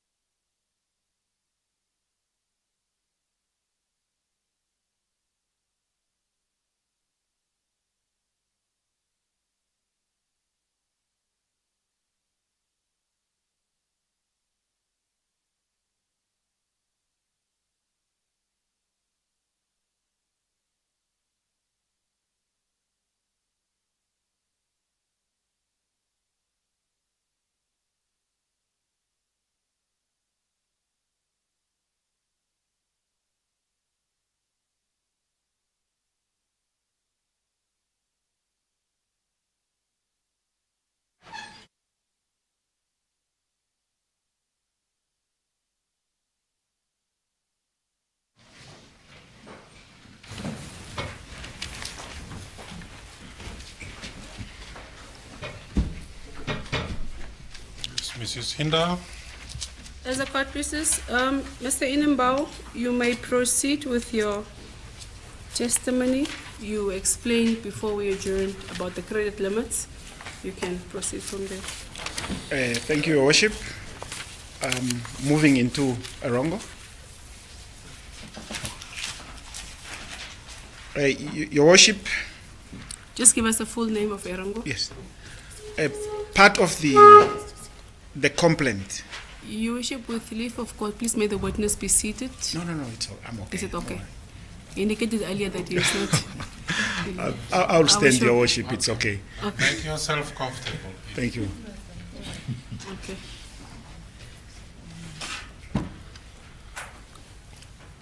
You may proceed. Yes, Your Worship. Part of the complaint that was received was that petroleum products were also supplied to an entity called Arango Petroleum CC. It's an entity. At the time for the transactions in question, it was owned 100% owned by Mr. Leon Andaho. From Just May. Just pause.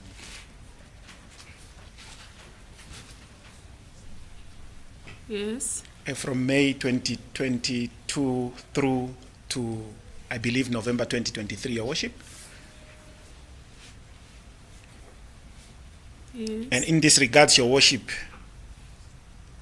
the transactions which were reported started from December 2022 through to May 2023, Your Worship. Just pause. December? December 2022 through to May 2023.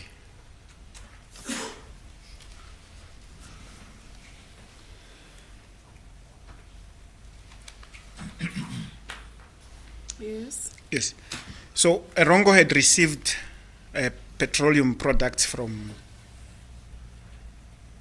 Namcor Trading following an agreement, a fuel supply agreement that was signed between Namcor Trading and Arango Petroleum on the 10th of September 2020, Your Worship. Just pause.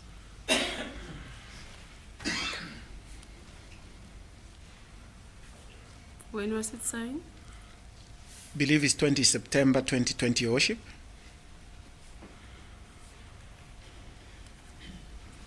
Yes.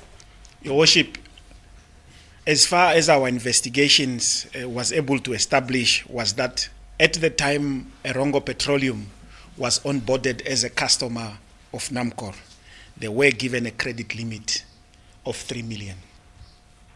Credit limit of? 3 million.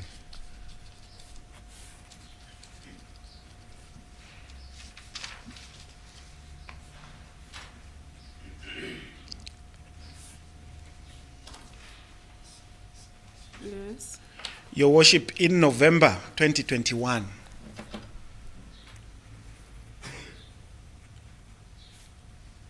they applied for a credit, for an increase in the credit limit. And an amount of 10 million was approved as the new credit limit for Arango Petroleum. Your Worship. I suppose. Is it 10 million? 10 million.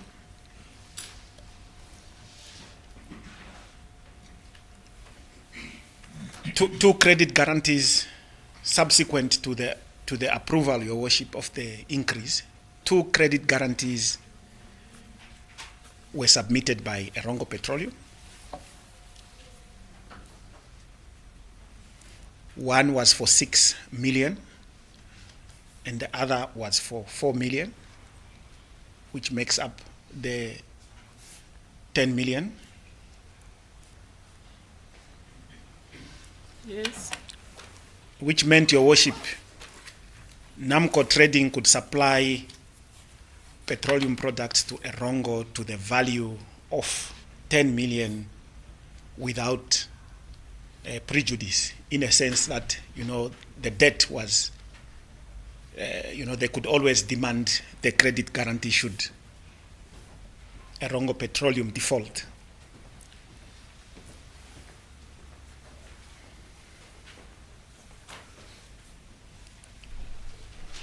However, Your Worship, the credit guarantee for 4 million was recalled. I don't have the date as to when it was recalled. Somehow it was cancelled. Just pause.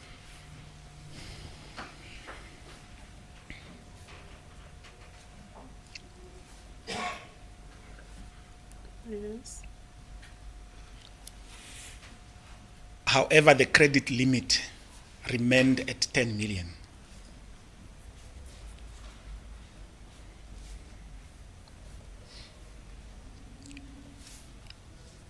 Your Worship, evidence gathered indicated that from the point when Arango was onboarded through to August 20, from 2020 through to August 2022, and perhaps November, the conduct of the account was good, Your Worship. And hence, Can you just repeat the time period Council did not hear? from the time Arango was onboarded, which is somewhere 10 September Yes. 2020, Yes. through to, we can push it maybe to November, December 2022. The conduct in terms of the account profile was good, Yes. Your Worship. Hence, the limit was increased in 2021 to 10 million when they applied.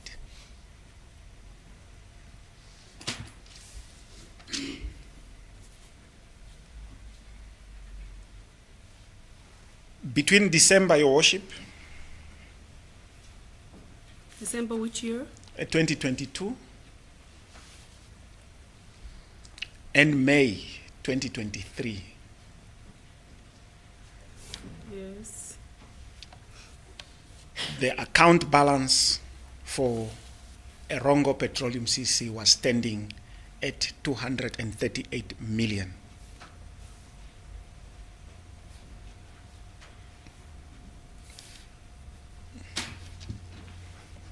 $200 238 million. Meaning, which meant that Namcor Trading had supplied them with petroleum products to the value of 238 million, for which little payments were made.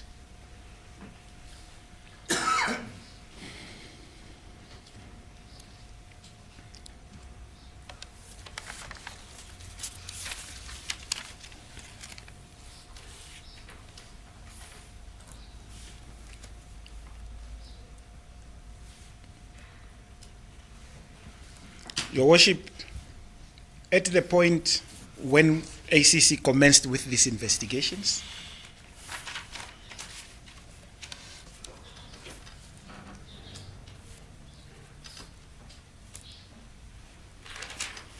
Yes. Namcor Trading had demanded the guarantee of 6 million.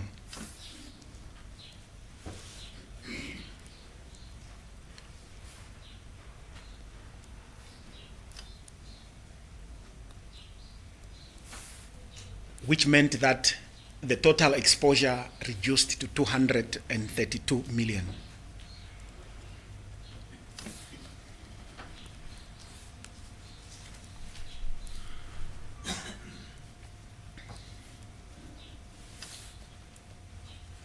$232 million. That's correct. So it's 238 less 6, and then it goes to 232 million. Oh, okay. Thank you. Yes. Your Worship, it was established during the investigations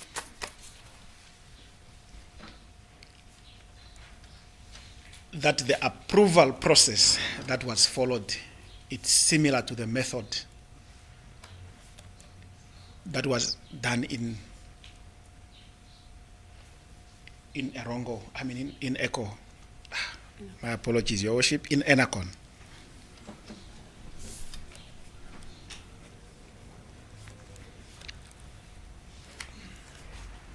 Yes. where Mr. Willemse, Ms. Jennifer, and Ms. Olivia had approved the supply of fuel in this regards above the credit limit.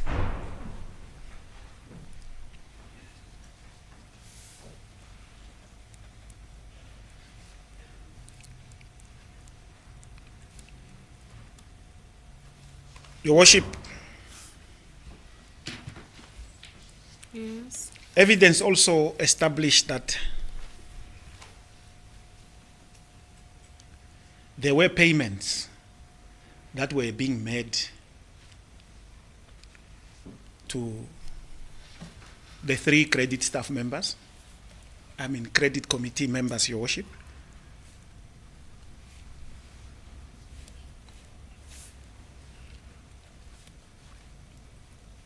Yes. By Arango Petroleum,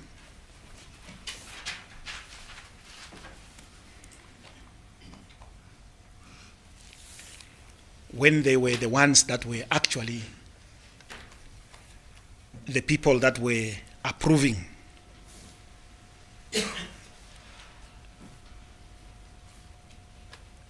the supply of fuel to such an extent.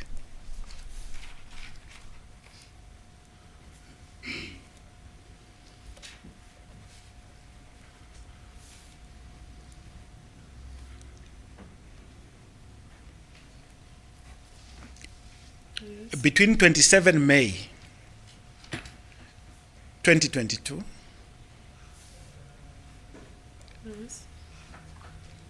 multiple transactions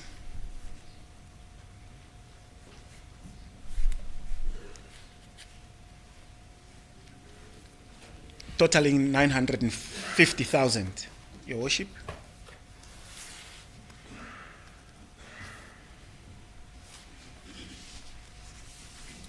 were made into the account of Panduleni Farming.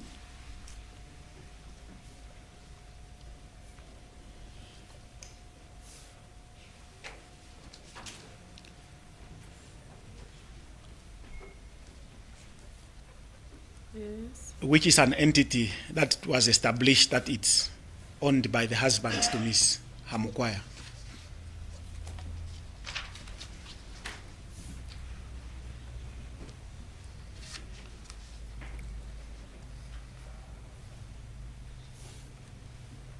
Interestingly, Your Worship,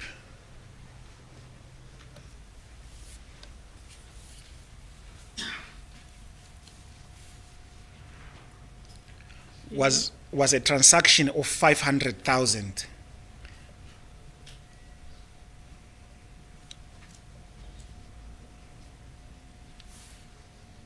that was made on 17 December 2022. Yes. By Arango Petroleum, CC, through Quality Meat Supplies, and then credited into the account of Panduleni Farming.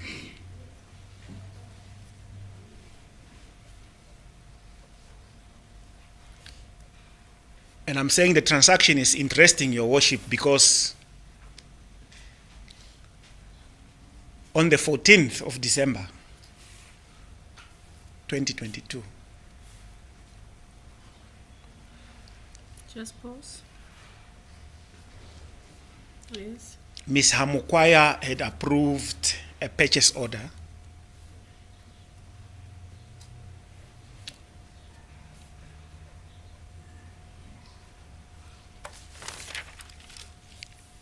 in favor of Arango Petroleum CC,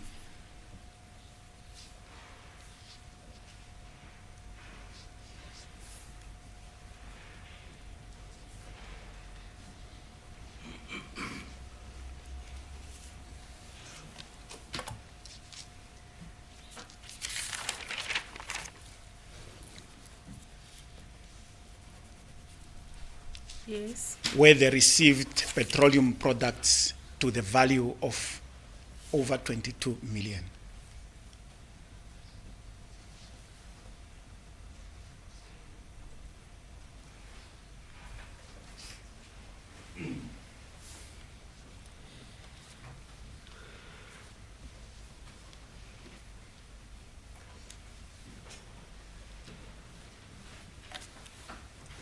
Yes. Which investigations, Your Worship,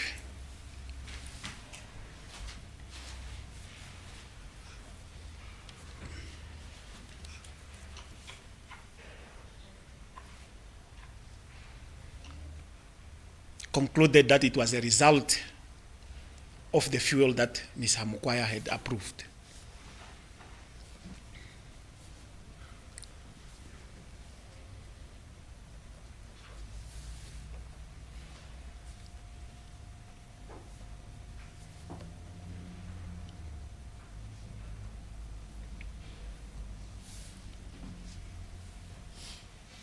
Yes. Similarly, Your Worship,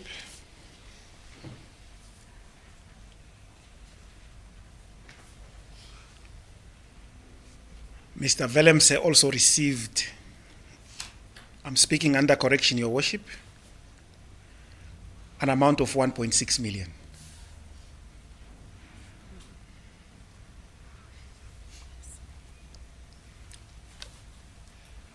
Through quality meat supplies, Your Worship.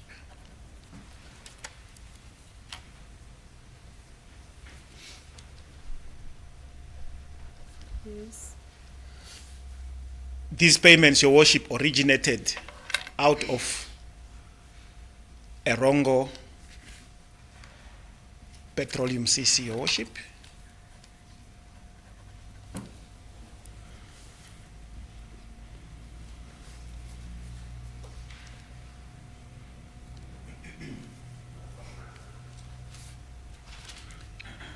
And that was between the 15th of July, when he first received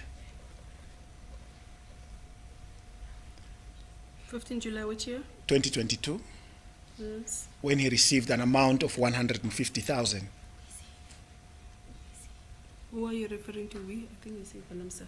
Willemse. I say President Willemse. Okay.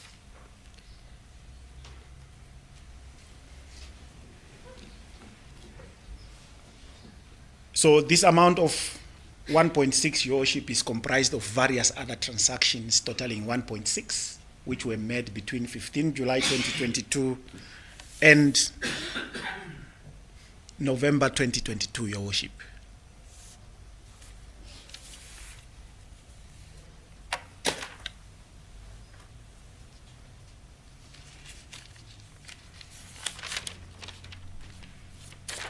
Okay.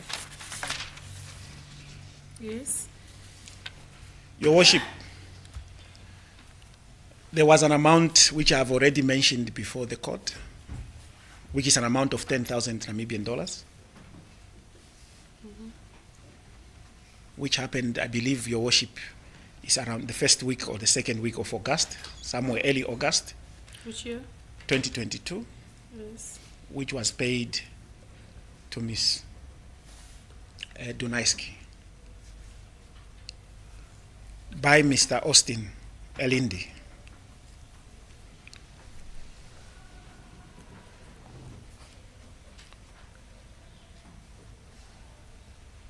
I must also mention that although Arango Petroleum CC at the time was 100% owned by Mr. Nandaho, Just slow down.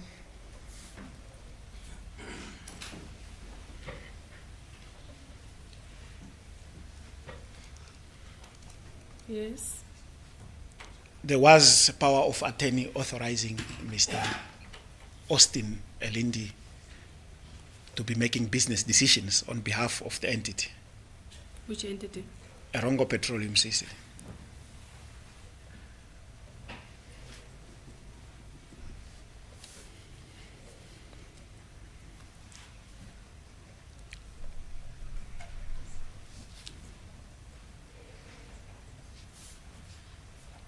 Yes.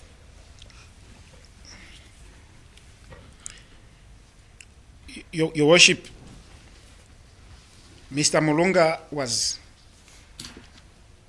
suspended somewhere in April Yes. Which year? 2023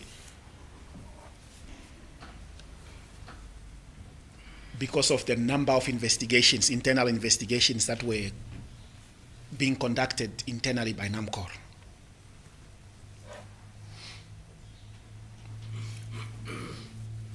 One of those investigations related to the supply of fuel to the two entities, which is Arango Petroleum CC and Enercon.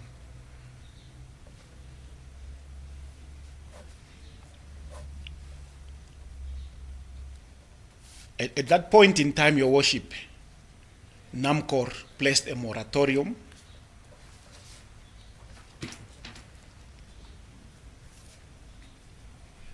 Yes. on any further supply of petroleum products to the two entities.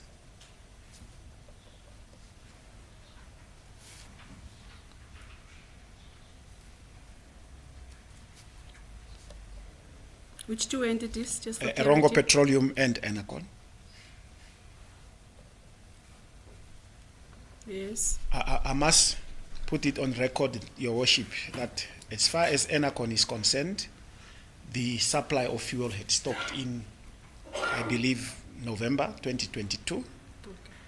And for 2023, it was more transactions, or rather the supply of fuel for Arango. Okay. Your Worship, despite the moratorium that was placed by Namcor,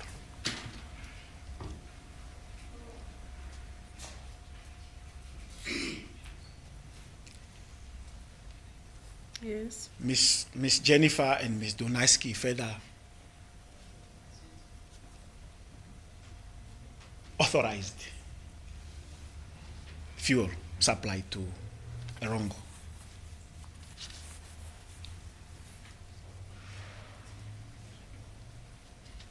Yes. And I must mention, Your Worship, this was the month that Miss Hamukwaya was serving her last notice, if I'm not mistaken, her notice period, when this was done, Your Worship. And I believe that purchase order is Arango purchase order 119, Your Worship.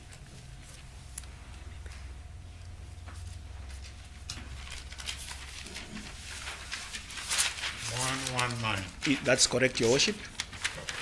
I don't have the value right now of that purchase order, Your Worship, but I can get it when we proceed, Your Worship. What do you mean she was in her last month? She was leaving Namcor. I believe her term was coming to an end or something like that, Your Worship.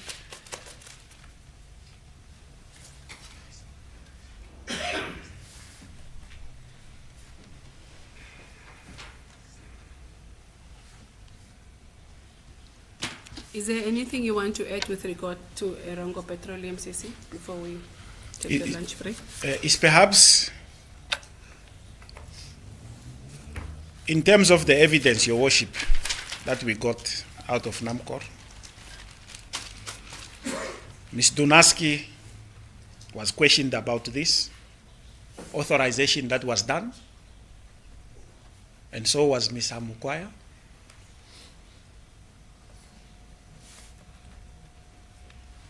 Yes. Ms. Dunaiski was not very happy about it, and she left Namcor as well. I can't confirm the date, but she also resigned from Namcor. Yes. And Your Worship, we understand that when she resigned from Namcor, she went and started working for Arango Petroleum CC.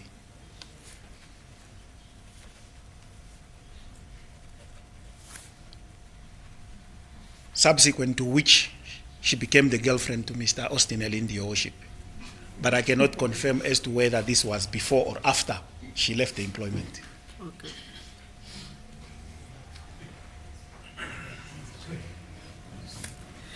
Bishop, I believe this will be an opportune time to adjourn for lunch. Your Worship, but we need to address this, I think. That is the reason we said, and we have been asking the court in numerous occasions to rule on relevancy. We cannot have a situation where people's matters that are not relevant being placed on record mischievously Your Worship, you have a bigger role to play in matters of this kind. What was assuming is correct.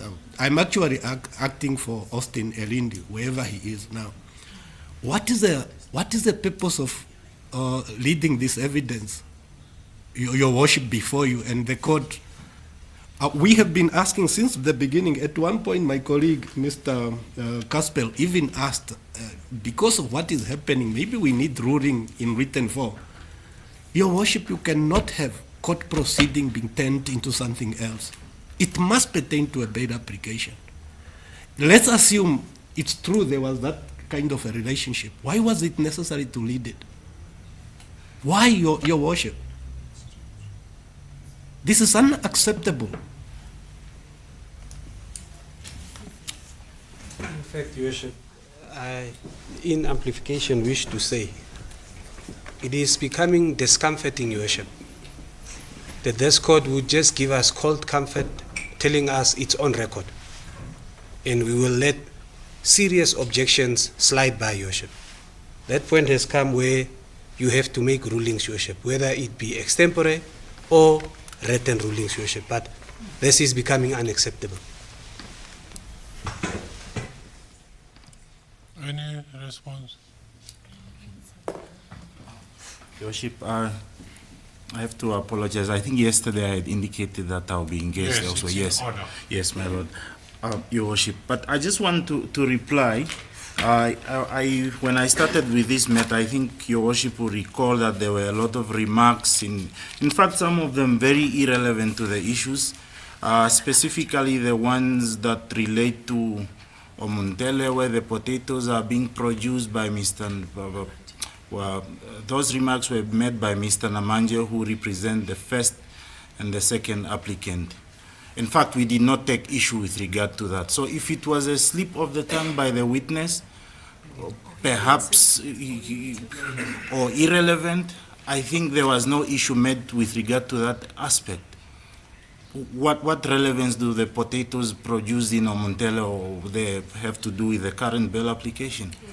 Yes, I do not think we should then be reprimanded or chastised just because these issues are being mentioned. Those will be my submissions in short, Your Worship. Your Worship, if there is something that is said by someone and you have an objection, as counsel you have to stand up so that it becomes an issue to be determined by court. You can't, when we raise objection, then you start saying, telling us history, when you did not stand up and object. So, but the point is, the last part of the statement made can never be made in court proceedings in Namibia. Can never be made. What was the reason to lead such kind of evidence? It's simply to harass even somebody and shame somebody. My client, Elindi is not even, Austin Elindi is not in this proceeding. And the accused person, even if she's accused number 4, she cannot be scandalized in a manner that dehumanizes her in court proceedings. That's why we have a presiding officer. So with greatest respect, it's not good to say the other day, this counsel said what? I raised an objection. And I think the court must caution that the witness, it appeared to be the witness, and I remember your Lordship to give you this is happening because there is no leading of the evidence because the witness appeared to be the one leading. Because I was even looking at the policy, credit policy, when your Lordship, the witness stated that the other officials do not have decision-making power. I went to that policy and I realized there is no such. So this witness is even interpreting documents. So I think the state must accept and the witness must accept what happened in this court. It's unforgivable, it's unacceptable. Your Worship, just briefly to cement a submission by my colleagues. This is made more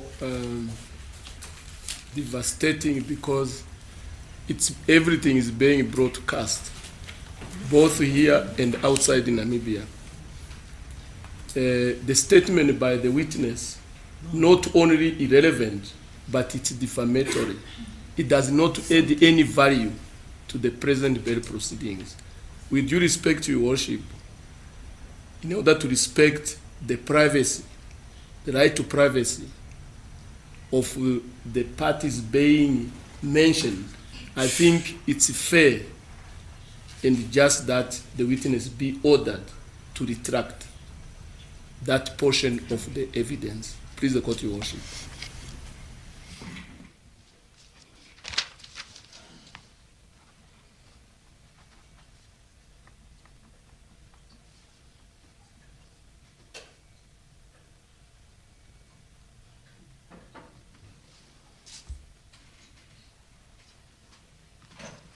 Yes, now the court understands the concerns. Now, unlike maybe to all of us, the court and all of you counsels, we are hearing this at the same time. When the witness is being said, the court is not privy to what the witness is going to say. So we all hear that what is being said at the same time. Now, where there are issues, is for both counsels to object. Raise objection, and the court deals with that at the right time. Now, the word being said, I understand, and I am also of the considered view that it was not necessary, it's not relevant at these proceedings to go to that extent. Can we then deal with the issues, ever as indicated from the onset, we deal with bail application? The issues relevant to the bail application. Yeah. Then it's opportune time for the court to adjourn for lunch break. Your Worship, I just want to indicate something. My colleague, we apologize for the manner in which perhaps if the case, the way it's being conducted, but it's just because sometimes I have commitments somewhere. But I just want to inform the court that I'll be taking over after lunch because Ms. Hinda has commitments elsewhere. And I would like to apologize for what the witness has said. But I think going forward, if there is anything irrelevant that will be said, we will also be on our feet to object to that. I think it has been going on for some time. Yeah, but that is in order, adjust. Counsel. Yes. You are on record from the onset, so please, there is no need for apology. The court adjourns until 1400.